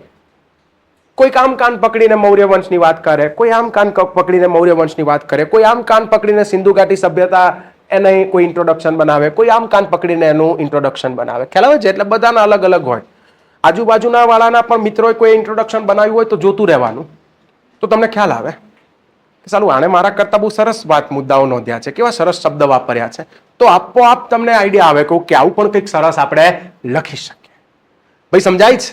ઓકે, તો ઇન્ટ્રોડક્શન શું છે ખ્યાલ આવી ગયો. બોડી કન્ટેન્ટ તો બી હાલ આપણે જોયું, અને છેલ્લું છે કન્ક્લુઝન, સારાંશ. સારાંશ ખ્યાલ આવે છે? હવે જે આખી ચર્ચા કરી એનો તમે સારાંશ આપી રહ્યા છો, કન્ક્લુડ કરી રહ્યા છો. એટલે આખી જે આ 150 શબ્દોમાં મેં આખી જે બોડી કન્ટેન્ટમાં ચર્ચા કરીને એને હું શોર્ટમાં 25-30 શબ્દોમાં જે રજૂ કરવાનો પ્રયત્ન કરું, એ છે મારું કન્ક્લુઝન. તમે કન્ક્લુડ કોને કરશો? જે ઉપર ચર્ચા કરી છે એને જ કન્ક્લુડ કરશો ને. માની લો કે અત્યારે હું લાંબી તમારી જોડે કોઈ પણ ટોપિક ઉપર કથા કરું. ઓકે, મેં આપણા ઉપાધ્યાય સાહેબ અને દિનેશ દાસા સાહેબના સમયને લઈને મેં બહુ બધી લવારીઓ કરી, તમારી જોડે કલાક ચર્ચા કરી, પછી તમે છેલ્લે કહેશો કે એટલે મૂળ મુદ્દે સાહેબ સારાંશ તરીકે શું કહેવા માંગો છો? તો હું એવું કહીશ કે દિનેશ દાસા સાહેબનો સમય બહુ જ સારો હતો, જ્યારે રેગ્યુલર પરીક્ષાઓ લેવાતી હતી. આટલી બધી ચર્ચા ઉપરથી આપણે ખાલી એટલું સમજી શકાય કે દિનેશ દાસા સાહેબનો સમય બહુ સારો હતો, જ્યારે રેગ્યુલર પરીક્ષાઓ લેવાતી હતી, દર વર્ષે ભરતી આવતી હતી અને દર વર્ષે નિયત સમય પૂર્ણ થઈ જતી હતી. પણ હા, ઉપેન્દ્ર સાહેબના સમયમાં આવું બનતું નથી. આખી લાંબી ચર્ચા મેં ખાલી આ 3 લાઈનમાં પતાવી દીધી, તો એ શું થઈ ગયું, મારું કન્ક્લુઝન. ભાઈ સમજાય છે? તો એવી જ રીતે હું ઉપાધ્યાય સાહેબની ખોદણી નથી કરતો, સારા જ છે, બીજા બધા કરતા તો તોય સારું જ ચલાવી રહ્યા છે, ધ્યાન આપજો. તો આનું કન્ક્લુઝન શું હોઈ શકે? તો કન્ક્લુઝન હોઈ શકે કે ઉપરોક્ત ચર્ચા ઉપરથી સમજી શકાય કે સિંધુ ઘાટી સભ્યતાના લોકોએ એક ઉત્કૃષ્ટ નગરી આયોજન તૈયાર કરેલું હતું કે જ્યાં સરસ મજાના રોડ રસ્તા, ગટર વ્યવસ્થા કે પાકી ઈંટના મકાનો જોવા મળે છે. આટલું ઉત્કૃષ્ટ નગરી આયોજન જવલ્લે જ હાલના ક્યાંક નાના નગરોમાં જોવા મળે છે. મોટા નગરોમાં તો છે જ, પણ નાના નગરોમાં ક્યાંક ભાગ્યે જ આટલું ઉત્કૃષ્ટ નગરી આયોજન આપણને જોવા મળે છે. કે અથવા તો તમે એવું પણ લખી શકો કે આટલું ઉત્કૃષ્ટ નગરી આયોજન હાલની 21મી સદીના નગરી આયોજનમાં ક્યાંક જોવા મળે છે. તો આટલું મેં જે અહીંયા લખ્યું 25-30 શબ્દોમાં, તો એ શું થઈ ગયું મારું કન્ક્લુઝન. મેં શું કીધું કે ઉપરોક્ત ચર્ચા ઉપરથી સમજી શકાય કે સિંધુ ઘાટી સભ્યતાના લોકોએ કે ઉપરોક્ત ચર્ચા ઉપરથી સમજી શકાય કે સિંધુ ઘાટી સભ્યતાના લોકોએ એક ઉત્કૃષ્ટ પ્રકારનું નગરી આયોજન તૈયાર કરેલું હતું કે જ્યાં સરસ મજાના રોડ રસ્તા, મકાનો, ગટર વ્યવસ્થા કે સ્ટ્રીટ લાઇટ જેવી વ્યવસ્થા જોવા મળે છે. અને આટલું ઉત્કૃષ્ટ નગરી આયોજન હાલના નગરોમાં ક્યાંક જોવા મળે છે, અથવા તો નાના નાના નગરોમાં ક્યાંક જવલ્લે જ જોવા મળે છે. જવલ્લે એટલે કે ભાગ્યે જ. ભાઈ સમજાય છે? તો એમ કરીને મેં આખી વાતને કન્ક્લુડ કરી દીધી. ભાઈ સમજાય છે? ખ્યાલ આવે છે? ઓકે, તો આ થઈ ગયો મારો આખો જવાબ. બોલો, લખી શકશો કે નહીં? લખી શકશો ને? તો લખો. હા, લખવાનું છે. આમ તો સમય થઈ ગયો છે, 8:30 સુધીનો જ સમય છે ને, કઈ વાંધો નહીં. સવાલ આખો ડિસ્કસ કરી દીધો છે. એકવાર ઘરે લખવાનો પ્રયત્ન કરજો. ક્લિયર? આવી જ રીતે ઇન્ટ્રોડક્શન, બોડી કન્ટેન્ટ અને કન્ક્લુઝન. ઓકે, કાલથી લખવાની પ્રેક્ટિસ શરૂ થશે. છેલ્લી 10-15 મિનિટ બાકી હશે ત્યારે પણ એક સવાલ અહીંયા આગળ ખાસ લખાવવામાં આવશે. ક્લિયર? આજે ટાઈમ થઈ ગયો છે એટલે છોડી દઉં છું ને, એક સવાલ નહીં, એમ તો આખા લેક્ચરમાં નરું લખ જ કરવાનું છે આપણે. ઓકે, તો મળીએ દોસ્તો નેક્સ્ટ લેક્ચરમાં.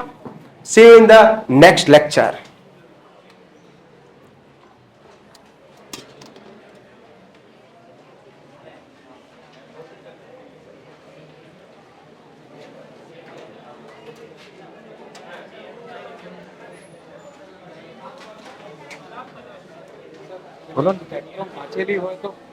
તો સારું છે. તો તમારે એવું લાગતું હોય કે સ્પેક્ટ્રમ વાંચી જાય ફટાફટ રિવાઇઝ કરી શકશો તો કરી દો.